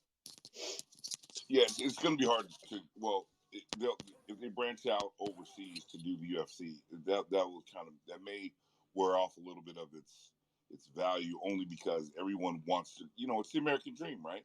UFC is now a part of the American dream, where everybody wants to go down there and go in Vegas and go be put so that they can say they can be in America. So that's kind of how you sell these things. So you sell the American dream to the foreigners, and for the Americans, you tell them you want to be internationally known and celebrity international. So that's kind of how they do that. So they've got to find that mix to how they do it, because right now all the foreigners, they're just happy to be on the UFC card when it comes down to their town, prefecture, province, country, and they always are thinking, I cannot wait to fight in America. Right. That's their best thing, So I know, Bob, over in Japan, obviously esports is huge. Do you have any experience with the esports world over there? Some. So I did a couple of fighting games over in Japan and in Korea. Is what I did, that stuff over there. But no too much now, obviously, due to the entire COVID situation. Yeah, the whole COVID thing. But I have had some experience, and I've had some fun with engaging in the esports, and we actually had some competitions to where we were going against some of the other people that were it turned out to you think it would be about a lot of kids and stuff playing, but there was more adults that showed up to play. Sure. To play that game than kids, and I thought that was the funniest thing. Yeah, especially those old. I mean, that's kind of what we're going for too with that nostalgia, right? It's just as much about getting those old gamers as it is getting the new ones. Yeah. And we're hoping that the traditional gamers eventually are going to come through on the GameFi and the crypto thing. There's still a little bit pushback in that way, but I think it's a lack of education, and eventually it's going to be inevitable. They won't have a choice. All gaming studios will be utilizing GameFi technology. So I think we're just super early. We're all super early. And here we are. We got the big boys fighting right now.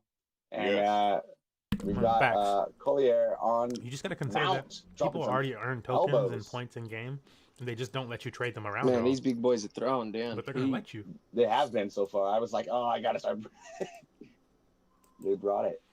So imagine you grind Halo more than your friend. Bigger guys, and all of a sudden you're able to give him those in-game credits. Well, or you grind it and you just want it to be a second income for yourself because other people want to buy those credits. Obviously, people want to buy the other credits via microtransactions and stuff.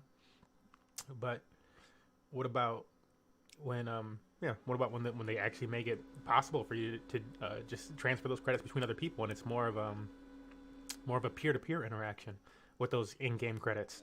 You don't get paid overtime in there. You don't get That's paid right. overtime. Yep. So it's like, man, I'm in there and I'm in and out. You know what I mean? So when you get these one-punch knockouts, and you do that stuff ends up working out. Speaking of these guys just finished it. Damn, finished it. They did not. Yeah, he hurt him and then got his back and got the rear naked. Oh, he said he wanted to finish this. Yeah, that's absolutely true. Chael Sonnen brought up that perfect he tapped point. out. Like, you got all of a sudden, without warning, UFC started booking all the main events as 5-round fights, but the pay didn't go up. I think that's a great point right there. End of sentence. End of point. That's awesome. What? We're not getting paid extra for the 10 more minutes of war we're going through, and that let's be honest, those 5-round fights that are that major, like the Calvin Kattar against Max Holloway, that takes years off of people's career, and we're not going to compensate them more for it. It seems ridiculous for sure. Yeah, well, if you want to fight 5 rounds, be a main event spot, pay us extra. It's only fair. Yeah, and you kind of heard Sugar Sean, I think, was talking about that too. Like, I'm not even worried about it, man. Keep me on the undercard, 3 rounds. I'll take these kids out, and I don't even have to trade for 5 rounds. I'm not getting paid for 5 anyways. Yeah, true. It's not only the fight that you got to get ready for; it's the training you got to go through to get ready for it too. So. Yep. Yeah, you got to always be ready, even if you're confident. And so, that extra time in the ring, it's got to be in your head. It's got to be in the game plan as far as like the. Is his nipple bleeding? Like, what the fuck is this? Where's his training blood sessions coming go? So you've got to implement it. And do you do a lot of road work? Maybe I see a lot of people getting away from road work. How do you work in cardio? Just sparring or? Nah, for sure. I'm my coach is very old school, and man, he gets me running. Nice. He gets me running, especially like at the beginning of camp, just to get the miles underneath the legs, sort of thing. Sure. So, because I really don't feel like anything can replace long distance running to get your base fitness up. So he gets me doing a lot of running. Interesting. Okay. I mean, because you always hear something like, okay, running, but like the body gets used to certain things. So you can be in running shape, but you're not in wrestling shape. I mean, how have you felt that correlates? I mean, is it transfer over for you? As a base, like I said, as a base fitness, being able to recover, find your breath again, and trying to, cut breathing control. It's good for that for sure. Yeah, exactly. That's it. Like being able to push your pace, and then when you're huffing and puffing, to be able to be still working, but also being able to bring your heart rate back down, being able to control your breathing. Being able to, like I said, being able to when your heart and your breathing's under control, your mind is a lot easier to. It's a lot easier to concentrate. True. So I think running is good for that. And plus, most people don't like running. I actually enjoy running because it's like a kind of therapy for me. I go for a run, and I just, my mind kind of zones off into its own place, while I go for a run, and then I just, I realize I already ran 5 miles. I'm like, what the fuck? Where'd the 5 miles go? I think it's easier for us smaller guys, because it's not hard on our knees, so it's easier. Yeah, for sure. Yeah. But yeah, running is one of my favorite exercises, and plus you don't need any training partners for it. So it's one of those things. If I feel tired and I want to stop, I can stop. I don't need to constantly go with a partner, and the partner needs to get a good workout. It's like I just have to worry about myself running. That's it. Yeah, that's what I love about it, being like not an athlete. So it's just I use like times to test myself. And I do like a lot of hilly terrain. So there's nothing better than, you're tired as hell. You're in that like last mile and you've got that last hill to the finish. And I'll just try and sprint it, right? Just mental toughness, trying to get through it, Yeah, so that's exactly. I love that. I do that with songs. I'll try to like run a certain, I'll try to run like a kilometer under a song or something like that. So I'd be like, okay, before this song ends, I have to hit this kilometer before it ends. So I have these little games with myself. Who's the guy that lost a lot of weight, the ex-Army guy that's on Joe Rogan all the time? David Goggins said that it's cheating to run with music. Thoughts? What? He says that it uses, how you get that motivation from a good song? Like I hear a good song and I'm like sprinting the hill, right? I listen to metal, so I got a good blast beat, baby, and I'm like sprinting the hill. So there is something to it. I get it. Like, if you don't have that there, you have to like dig inside somewhere instead of getting like it's the music gives me like a biological fuel to get up the hill. Without it, it's like me having to provide that fuel myself. You get what I'm saying? Yeah, you like have to speak yourself through it instead of using exactly. An outer. This was like the perfect project for Sean to find. Beat or an outer, where it's got the UFC stuff that he loves. Yeah, it's got the crypto stuff that he was interested in getting into, and he knew it was like going to be like a big up and coming area. Awesome. Yeah, when I train, I usually do anything with music. I don't train with any music or anything for that same reason. That's exactly what I was talking about. Yeah. So, and definitely for me, I'm no fan of running, so I don't do a lot of running at all for any of my fights and fight training. I did at the beginning because I was training with Murray Smith. He's a big runner and stuff like that. But in football, we kind of learned you can't make the club in the tub, so that meant that you better make sure you study your craft. Right. So we used to have I could tell you how many amount of real, true, phenomenal decathlete athlete runners that we'd have on the football team, and the majority of them would be sitting the bench. Right. So because they could no play football, but they could do some of the things outside of it very well. You know what I mean? So we even had some guys that were running like 4.4s and 4.3s and stuff like that, but they could know. You put the football pads on. They were just that was far from their expertise or their level. Yeah. So. Yep. And some of the guys that were pretty slow, they ended up, breaking a lot of college records. Pretty funny.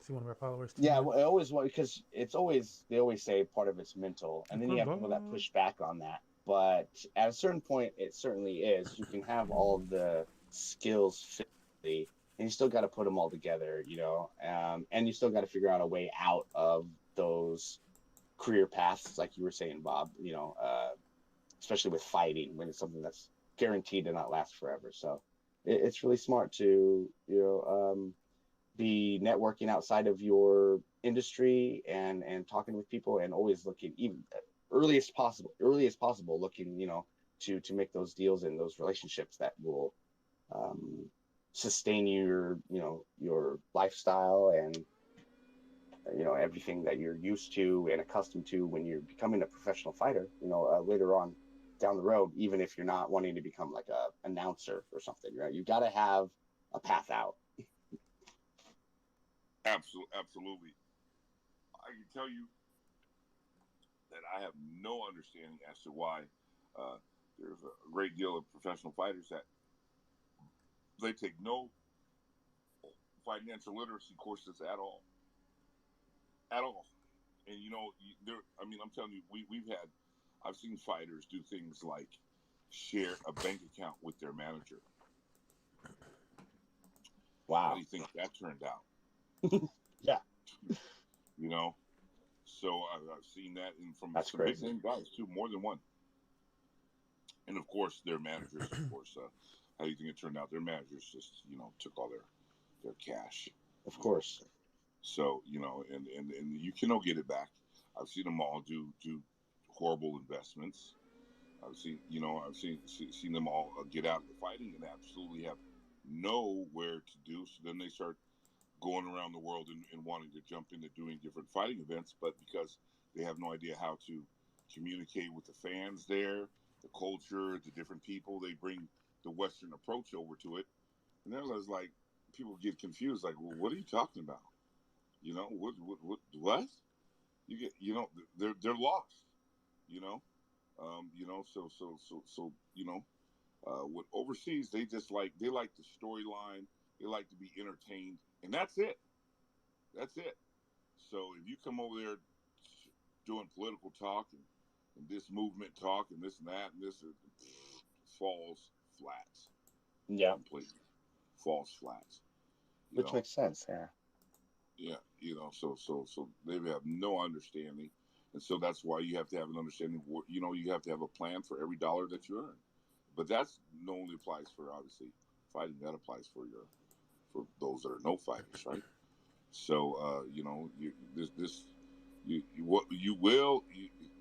let's say you end up becoming the best fighter in history. In layer 1, well, bro. You still will be losing on your way One of out. the strongest layer 1 right? Yes. That's just through the age. That's Ever. just through the age. That's through the whatever. So obviously what that means is that right off of the bat, every fighter needs to know they should be saving up, whether it's a self-employment protection program, even minimum self-employment protection program, that they need to be maxing that out per year. They need to be maxing that out per year. And if you don't make enough income to max that out per year, you need to be living on 20% to 30% of your paycheck and saving every 70%. The reason why is because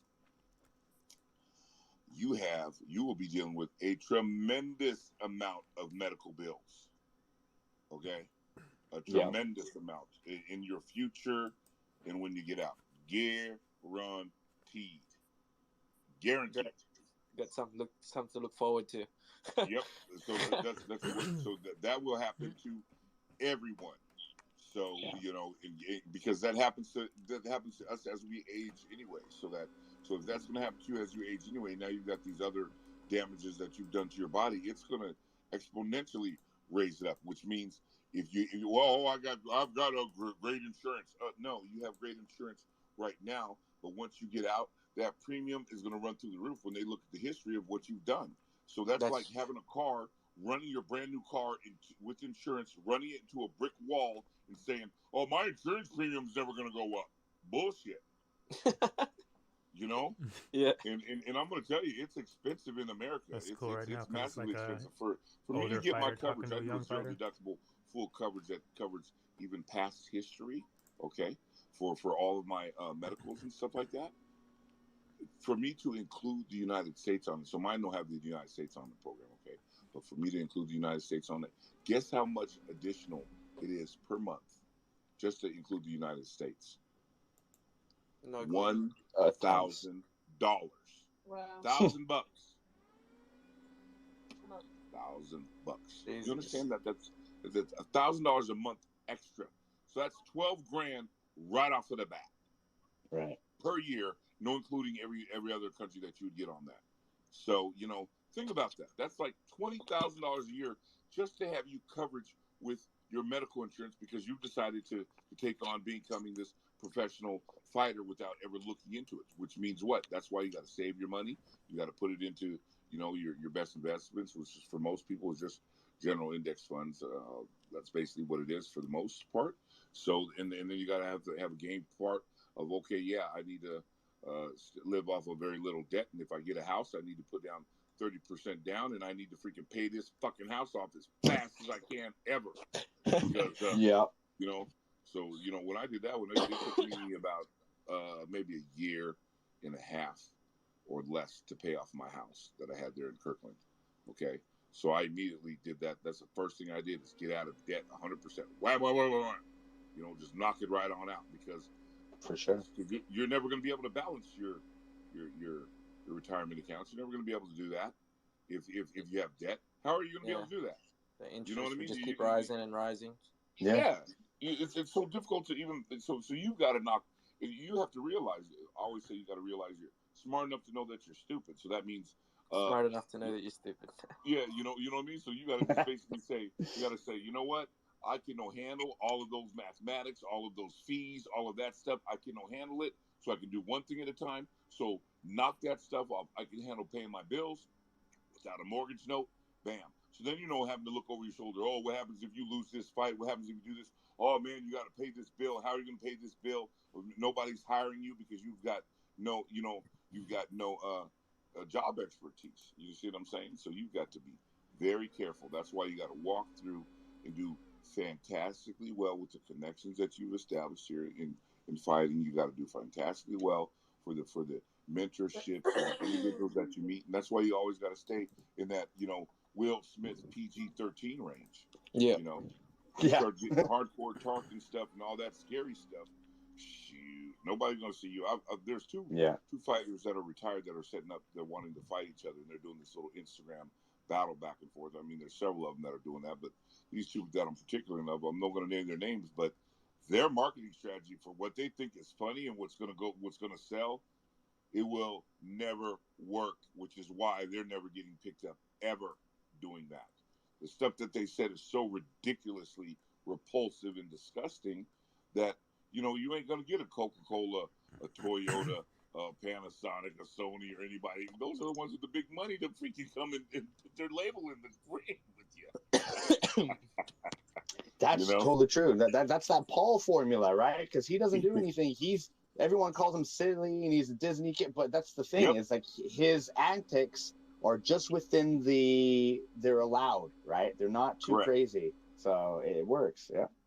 If you start putting down somebody's religion or calling them different political movement views and all this kind of stuff, oh man, you can forget it. Man, I'm no touching you. You know what I mean? And if you're groping on the female announcers and doing this and that, I'm no touching you. All right, man. Those are lawsuits waiting to happen. You know what I mean? Man, I have no idea who you could be talking about. Yeah, I'm trying to piece it together too. Well, no, I'm 100% on board. I'm just playing coy. Yes. You know what I'm saying. So I mean, you can forget it. So I'm just laughing. I'm like, man, that'll never work. I think someone's gonna pick it up, Bob. If I'm thinking what you're thinking, eventually someone's gonna make that fight happen. It'll happen. You think? I don't, man. I don't know. I don't. So far, people love money. From all the millionaires and billionaires that own all the companies that I've done that seen it, they've all said we ain't touching that for $1 million fucking bucks, million yards. We will. And that's fair. No one will probably do it for what they want, so maybe that'd be the reason it never happens. That's a fair point. You'd know better than me. yeah. They're like, nope, it ain't ever gonna happen. They're like, no, well, at least it ain't gonna happen on their paychecks. You have to remember something that when these the keyboard warriors get on there and they start speaking. If you have 100,000 of them speaking on two people that want to fight, you have 100,000 people speaking on it. Do you know that that's not even enough to keep the lights on? If they did the pay-per-view thing. Yeah. Exactly. That's true. So that's what's even scary about it. You're like, man. So you can be disillusioned. You can be underneath this. It's like like you're in the desert. What's that called? When you're almost out of water and you start seeing this mirage. Mirage. Yeah, that's the one. Mirage. Yeah. It's like a mirage. You know what I mean? So it's one of those things. It's like, man, it's like a mirage. So you just think, oh yeah, everybody's talking about me. It's really popular. No, everybody's talking about you, but that's all they're doing is talking. Right. And and if all of those bought the daggone fight, you would not even have enough to have the pay-per-view or pay the people to promote the event to do anything. So those guys they're this fight they're is nothing. finally about to happen. You know what I mean? It's only a social media free ticket shout out. You know what I mean? That's it. So you gotta really know how the fight game works. You know what I mean? You really do. Mm-hmm. That's awesome. Yeah. Coming from a lot of experience. Yeah, it's ooh, boy. All right, who do we have in this main event now? Here we go. Man, this is tough. Now that Ross was here, Ross I know has been training with Calvin. I was wanting to ask him, like, are they training his, like, is he defending kicks? I mean, what's the looks that he's giving him? I'm pretty interested in that aspect, especially since Ross was talking about ranges and how that karate combat doesn't have that B range. I think that's exactly what he needs to be in, is that B range. If he's too far out, footsie range, he's going to get lit up. Inside, make it scrappy, use those hooks, use that boxing, and he might have a chance. But lots of people were picking for Giga, so I'm a little nervous. But yeah, Like Sean and my boy Clay would be right away, hard calf kick. Oh yeah. I think you might be ahead of me on your broadcast. Yeah. Yeah, he's definitely ahead of me. The featherweights, they still move fast. Yeah, for sure. These guys aren't no small featherweights either. Right. They'd be easily 165 now instead of 145 at weigh-in day. It'd be 160, 165. When they come on in.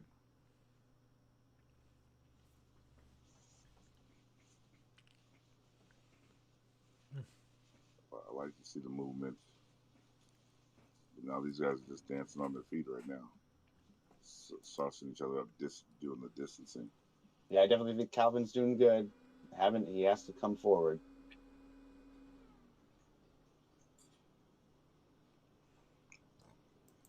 Venom, I see Venom on a lot of shorts out here, so Venom's grown, huh?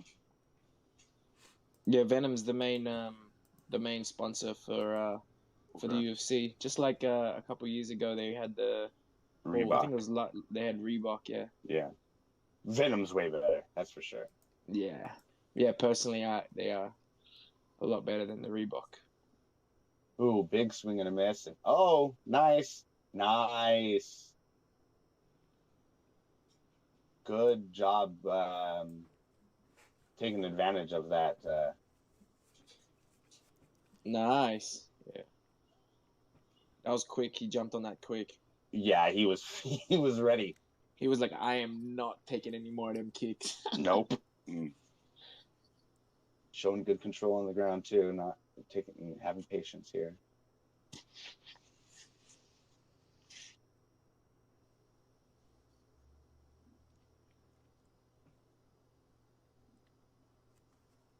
I don't remember seeing Giga on his back a lot, so this is going to be interesting to see. He just tried to get up, but for the most part, he's kind of just hanging out, defending.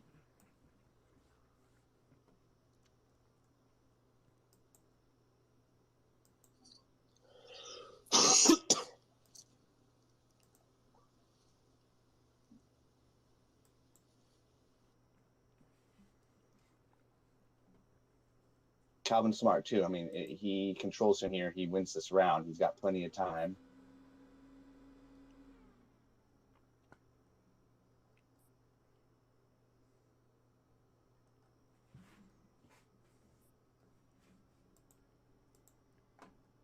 You can see Giga trying to work a sweep, but I wonder if we can pick up Mr. E from this argument they've been doing, bro.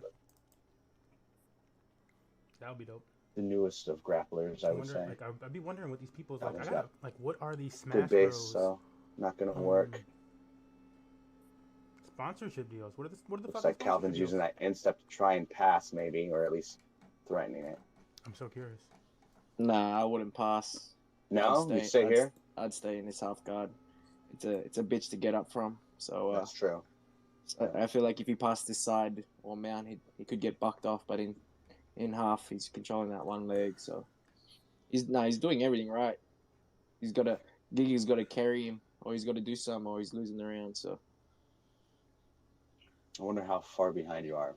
Have you seen the scramble yet? Yeah, back down. Okay, all right, yeah, that was good. You see, Calvin was like, all right, turn the corner, put him back. and then look straight back into half guard. Yep. Good. So Giga's doing this thing where he's trying to turn to get out of it, and Calvin's floating on top of him. Oh!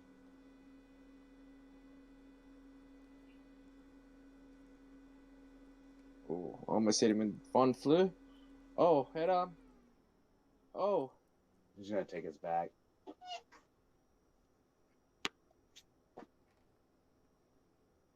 Take the back. There you go. Body triangle. Beautiful. Like Mr. E out here got a brain, though.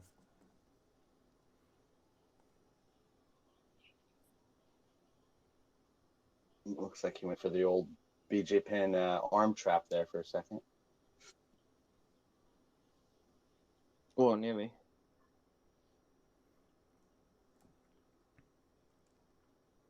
Speaking of BJ, he'd drop the heel in the ribs right now. He wouldn't body triangle. True. Good point. Yeah, you're right. He was like one of the last guys to do that. Yeah. First was the last one. For sure. Hoist was the first to do it that I can remember. Oh yeah. Yeah, BJ did it too. His arms were like his legs. I mean, his legs were like his arms. Yeah. Yeah, he was really good at pinning that arm. I think he did that to a few people, including Joseph Stevenson bloodbath. Oh, yeah. I think he pinned his arm in that one. Cut him up and then choked him out. Yeah. Yeah, so that's Calvin's round for sure. All about that. It was all about him closing the distance after that missed kick. Yep, dominating right from the start, right on that, capitalizing on a mistake. It's perfect. Yep. And then, like we said, staying calm and knowing where he was in the round and coming out with the definite win on that one. Oh, you could see in Cater's face, he's already, a bit bruised up. Yep.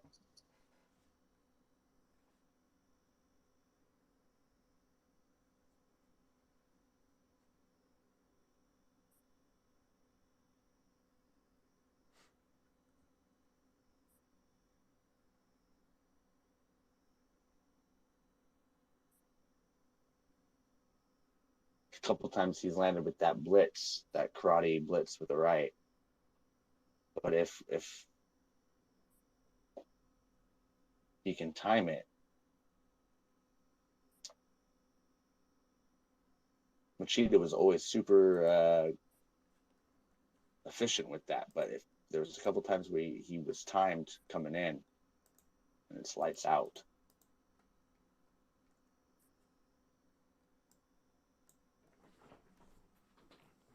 Especially with the pressure that Cutter's putting on. We just kicking it, yeah, it's a vibe.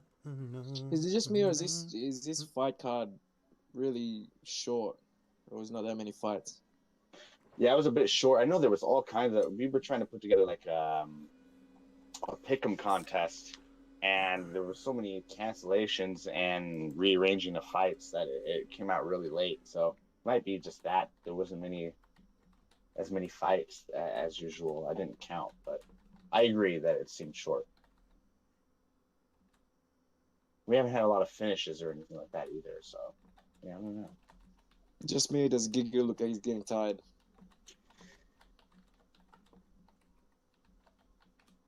I can't tell if it's a tired or not. He's definitely overexerting his punch. Like he leans a lot. He leans over a lot. Like he's asking for a counter knee or uppercut because he kind of gets over his knees a little bit when he's punching. Then again, Gig has been saying he's been looking for a round one knockout. And if it doesn't come, then kind of put all his eggs on one basket sort of thing. Mm. Well, especially someone that's as tough as Calvin. I mean, that's a tough out to put all your eggs and finish him in the first when you just saw the fight he was just in. Like, yeah, Max it's not going to be easy. Yeah, Max fucking threw everything at him and he still couldn't put him down. Exactly. Oh.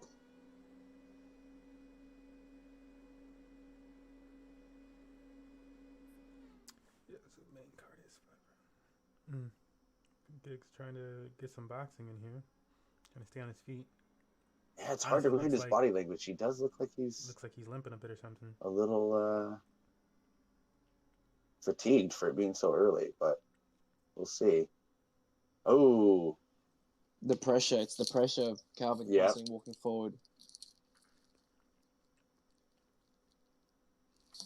Oh, step and elbow to him.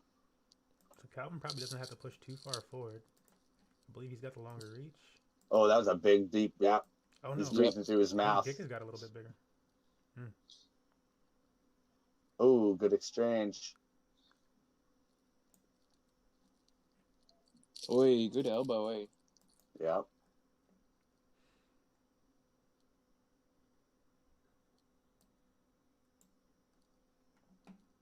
Yeah, Giga looks labored. His shots are already looking labored. That's worrisome for sure.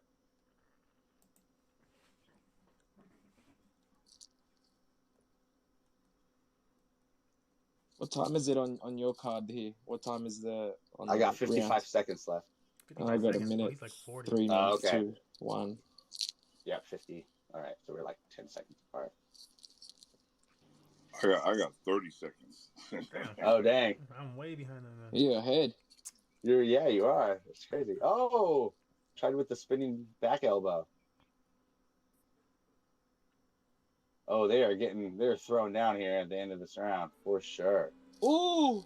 Oh, this does not look good for Giga. Giga is getting beat up here. If this fight keeps going like this, there's one fighter that can keep this up. Volk. Yeah, right. my boy Volk. Oh no, that's not gonna happen. Oh, it did. Oh man, seals the round. Okay, so this is underneath where they were talking about what they were just saying. Oh yeah, for sure. Oh yeah, But he says he hurt him. Beat up for the That's 2 seconds. rounds in the bag, as far as back. I'm concerned, for Calvin Kattar.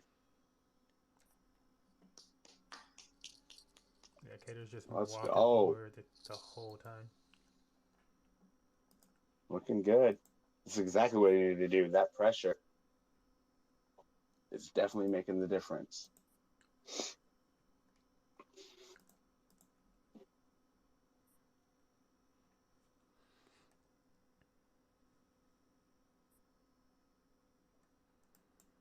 And you got a takedown in, got him against the fence or against the cage to end the round. Giga is like wobbling over to his corner.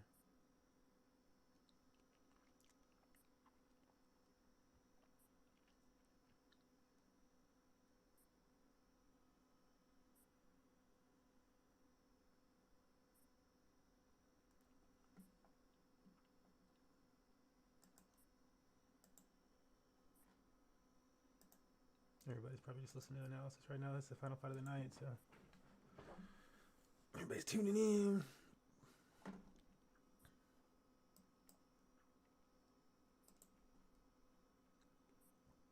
See how the Manor Farm is doing. Up to $136 fucking dollars. Yeah, this is going to be a big round to decide. Over $20 today. Since Giga just does not look fresh at all. The MMG folks in Discord, it's just like because it's just a token. I'm like, it's a token. While they're looking for tokens, they can potentially buy to get a little bit more money. Got $5-10 over there. Again, if it went up, it's up almost 5x over the week. Calvin's fighting a real smart fight right now.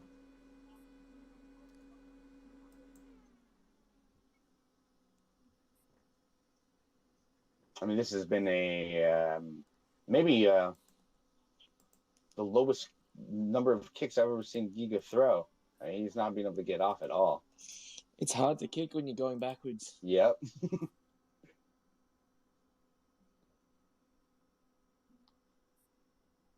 That's why he started resorting to the elbows to try and counter, but he doesn't have the range. He can't hit him with Calvin with the elbows. Yeah. He's only got about 2 inches of range between the two of them. Yeah, I could see this getting stopped if this keeps going like this. And now he's just backing up around the ring. The octagon. Yeah, Kato is just landing now. Whatever. Yeah. There's not a lot of head movement anymore from Giga or anything. It's really just cool to listen offense. to a younger UFC After guy he also kind of commentate defends, and then throws something, and then just goes back to his shell. They like this could actually catch on if like more and more people were like, you know, and more younger UFC guys were all invited to like commentate on a match. Fam, what?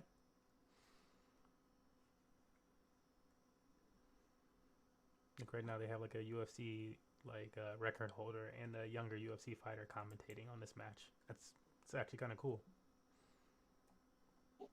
Oh, good timing. Couldn't get in. No. Oh, he stuck to it a lot more than it thought he would. And in gaming UFC / crypto NFT project commentating as well. All the fun things.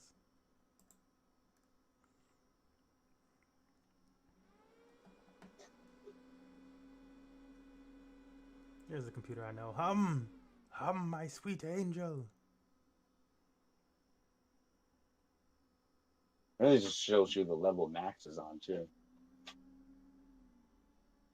These guys are going at it. Does that show you what level Volk is on then too? Exactly. Yeah. Well, it depends. You know, some people think Max might have won that, at least that second one. Oh, the first one was a blowout. Alex won for sure. Second one is definitely. Oh, this guy can barely stand right. Down the line. He is like wobbled out. That's the thing with their rematch. Because if Max wins, you gotta give Volk the rematch. So that's 4. That'd be like maybe the first 4. Yeah, he is like tired. I don't know if there's another one. If they weren't both so tired, the guy would be able to approach and like be like, you know. Like, even in boxing, I don't know. It beat BJ. Oh yeah, boxing they had Manny Pacquiao and Marquez. Yeah, I'm like, that's the thing. Yeah. Maybe he can go all these rounds. Maybe he'll turn it around in the final rounds. Because I'm like, he's still going is the thing. And his opponent is just going to wear down like this and finally get to where he's at. And he's like in this blackout type of fighting mode. But I don't think, No. I don't see like, but that. Oh man, huge think it's gonna happen, check hook. That could.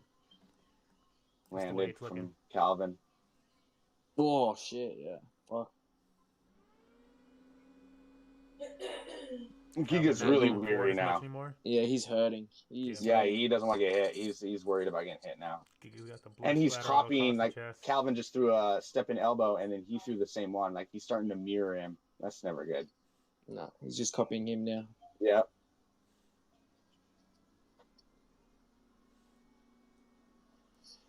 This is what we need to see Giga go through, though, right? It's one thing to be able to stand out and pick people apart, but you always have something else to find out about a fighter when they go through one of these wars. And we already knew this about Calvin, so that's why they put him up against someone higher in rank. This was a good fight for him. That's 3 in the bag. I think Giga has to finish it now. Bro, I told y'all, everyone was picking Giga. He's got all these fancy kicks, and everyone's like, no, you forget. Again, I think I said it in a tweet. I said earlier, people are picking against Calvin because of Max's performance, not because of the bad performance, right? It's like the judgment's off, right? You're saying, oh, he's not that good, but he was going against one of the best ever. But it's also just like recency bias. Like they see something that's recent and they think that's the best, you know, like how people think Kamaru Usman's the greatest welterweight of all time. Like they forget what GSP did, you know. It's like, yeah. So let's talk about it. In their prime, you think GSP still takes it? I think so. Yeah. I think he was a little more well-rounded, but I don't know. Usman's maybe got a little more power. But also, it's always tough because as the time goes on, the sport evolves. You know, as in in terms of like the athlete becomes better.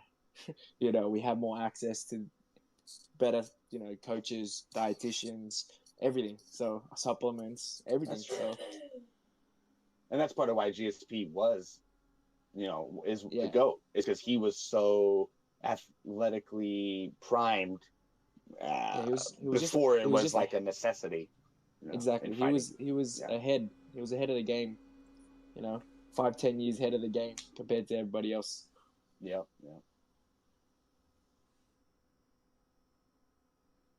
All right, so now it's gonna be interesting to see if Giga makes any adjustments to try and go for the finish instead of, doing what he's been doing, which is almost seeming like he's trying to counter, but he's just not landing at a rate that he's gonna win any rounds, especially with the wrestling. I've got a question for you, Josh. What do you use for stopping your cuts? You make your own your juice stoppage, or do you make your own stuff, or do you to be honest, I've never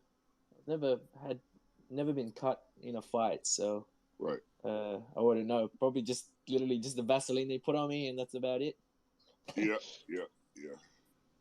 Bob, talk to me about that a little more, because as soon as you asked that, I'm like, well, the UFC I'm sure has like a standard thing they give their cornermen. So you were just making whatever the fuck you wanted back in the day. Oh, you again, this is you got to know, you got to be your own doctor out there. So you got to know, right. So I can do all my own basic surgeries, and I can make my own cut stoppage. I can do all of that stuff. But every fighter overseas has to do that, because you're going into a hospital that don't even speak your language, that's getting ready to perform a surgery on you. No, thank you. You got to know how to do your own minor surgeries, and you got to be able to know your own cut stoppage and everything. So yeah, I've got a bunch of series of cut stoppages and mixtures and all kinds of tinctures and stuff like that. That's kind of the tricks of the trade that we learn. Does that mean you also wrap your hands too, Bob? So yeah, I have somebody else that wraps them, but yes, we do our own. Our trainers will wrap them for us. So, but yes, I do know how to wrap my hands. I do know how to wrap my hands, knees, ankles, all of that stuff. And hey, why can't I find this on then TV? The most important is like I said, like cut stoppage stuff. That's very big. Your stuff that you're going to use for your painkillers need to be on point, because you don't need any of them that are making you fuzzy. Like the fight is in a Twitter space, or the talk is in a Twitter space. So and you these got to are be able to use the ones that can really work with the system. At the same previous time, MMA professional remember, and as you continue on with your career, younger UFC your kidneys fighter and stuff can start to are in take a lot of damage, as well as another project. So now you get out there with the hips, hip joint problems, and NFTs. Brain problems and kidney problems, and you're gonna have a lot of problems, which is why you don't need to be spending all that money. Make sure you gotta keep it up for that health care. Probably itself on like ESPN Plus. You've never really had to cut any weight to make a certain limit, have you, Bob? Correct. You've always just fought whatever you came in at. Okay, yes, that's right. Yeah. So you definitely wouldn't have any problems with kidneys from weight cutting. That's right. Yeah. That's right. Okay. None of that stuff. Absolutely correct. So that's just compounded. You know what I mean? When it comes down to all the other stuff you got to take in if you're cutting weight and all of that stuff. So that compounds it. So but you got to know which right supplements to use. You got to have your right team of experts to use. You got to have a lot of access to all of that stuff, and no too many people and no too many fighters have that kind of access, because they're still going in off of the Mr. Miyagi, rock themed of fighting stuff. They don't have too much common sense of it, That's the reason why people drink raw eggs, is because they've seen on Rocky it has no true significance of it, Or Machida. Machida was drinking his own pee for a while there. That was a thing. Yeah. See that? So see that kind of stuff is that's when they have a little misinformation. So if you're drinking your own waste, then your body's it's going to continue to excrete its own waste. Okay. Right. Okay. Now, if you drink somebody else's waste, then that's going to be the nutrients that you don't have. Okay. So that's the thing that they don't really tell you about. You know what I mean? So I mean, obviously, if your body's getting rid of it, it don't need it. Yeah, exactly. So that's why I said drinking somebody else's urine. Yeah, that would work, because that's a different mixture, right? So that's a different thing. But why would you need to do that when there's other, there's regular fluids? Oh, vitamins. Where there's vitamins, yeah. Right. Right. Man, Calvin is battering Giga this round. Holy shit. He's all jacked up. Looking a little confident here. And he's wobbled him a few times this round too. Yeah. He's on shaky legs. Blood all over these guys.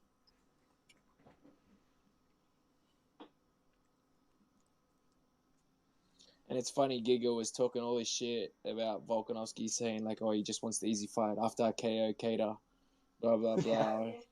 Yeah, he's talking all that shit. Now you know. There's levels. Oh, for sure, for sure. These guys aren't the top 10, top 15 for a reason, you know. You can't just fucking overlook them and just be like, yeah, I'm going straight for the champ. All right. Featherweight, lightweight, and bantamweight, I feel like it's the most stacked divisions. Yeah, I think that's for sure. They've really worked hard on building that roster down there, and it shows for sure. Oh, is this final round now, or is this fourth? This is fifth, right? Last round, yep. All right. Yeah, these guys, there's just, I mean, he's going to have to really throw something crazy.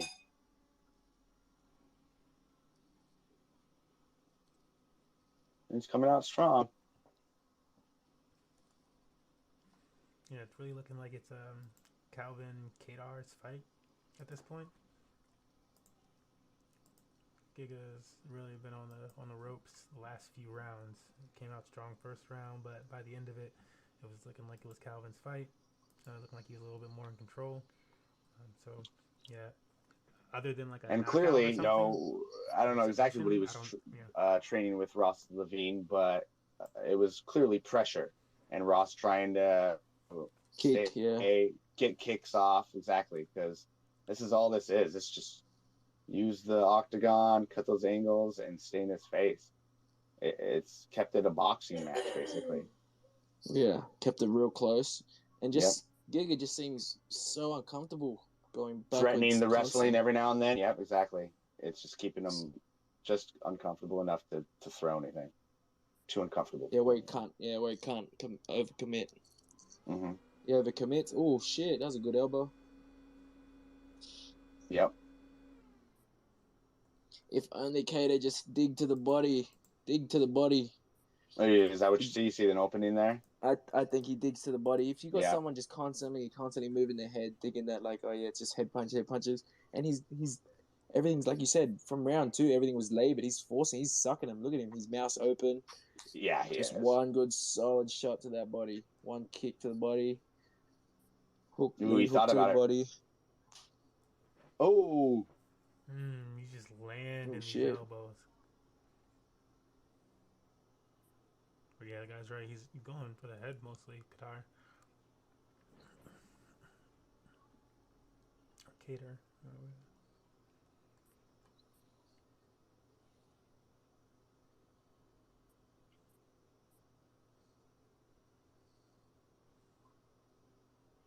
Oh.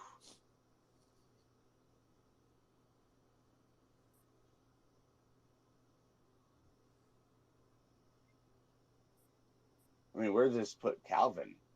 Trying to think of who he fights next after if he, ends up pulling this off, which it looks like he will. I gotta look at like who else is in that division. Emmett above him. Oh, Emmett, yeah. Emmett. Yair, maybe. I wonder what he's ranked. Yair's like 1 or 2 though, right? No, one is Holloway. 2. Oh yeah, duh. 2. And then Korean Zombie's up there at 4, I think. Right.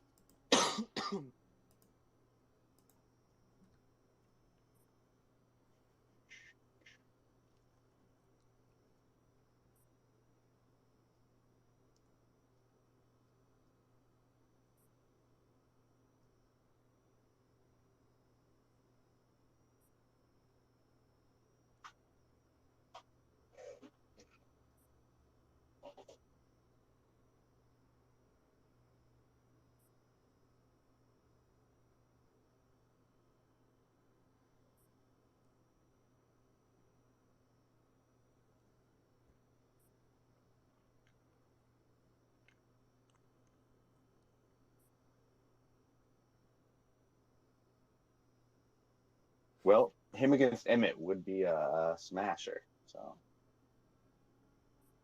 that spinning elbow has landed so many times. Yeah, I noticed he was timing it against whenever Giga's back was up against the cage, but he was throwing it other than that too. I think whenever he found that angle, because he's not worried necessarily about the wrestling, so he.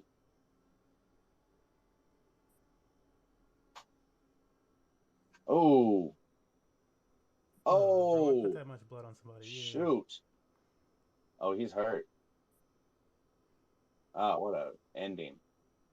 Oh, great ending. Calvin's pumped. Yeah, he's looking in charge. Good showing. Oh, shit, yeah. Oh. Yeah, he takes it to him towards the end there. 10 elbows. Yeah. Yeah, he just kept getting elbow after elbow in. That's a good showing, man. He really solidified his place in the division, dude. Yep. All that shit talk. Everyone overlooked him just because of fucking couple wins, or the hype train. Derailed it. Was that Giga's first loss? No. Yeah, I believe so. I think he was. His third loss. No shame to losing that guy, though. No, not at all. But, he'll be able to go back, look at what happened, work on his wrestling a little bit. That might end up being the thing, We had the wrestling on his mind after the early takedowns, and that got him some rounds. He got down rounds, It was just the constant pressure. Yeah. Definitely was an exciting fight, that's for sure. Yep. So, yeah, that was good stuff. So. All right, well, as we wait through these commercials to get the decision, I want to thank y'all, Bob, Joshua, everyone else that's been hanging out for our first new 2022 fight companion. Looking to do a lot of these through the year, so we appreciate you guys being here to get the first one kicked off. Thank you. I appreciate having us on. Absolutely, man. Yeah. We're definitely going to do these regularly, so we'll make sure to invite you to future ones and make the ones you can. And yeah, we'll talk more about doing some stuff for Fightcoin and making sure this project hits the moon like we all know it will. And that'll be a good investment for us all. For sure. Yeah. Exactly. Also, thank you, Bob. Thanks, everyone. Thanks, guys. You're a big inspiration, man. I listened to your advice, and thank you for the advice. Oh, thank you. No worries. So I'm always here, to lend the helping words of wisdom whenever I can. You know what I'm saying? So definitely check it out, and thank everybody for tuning on in. And hey, I'll be sure to be on the next time when I can. Sounds fantastic.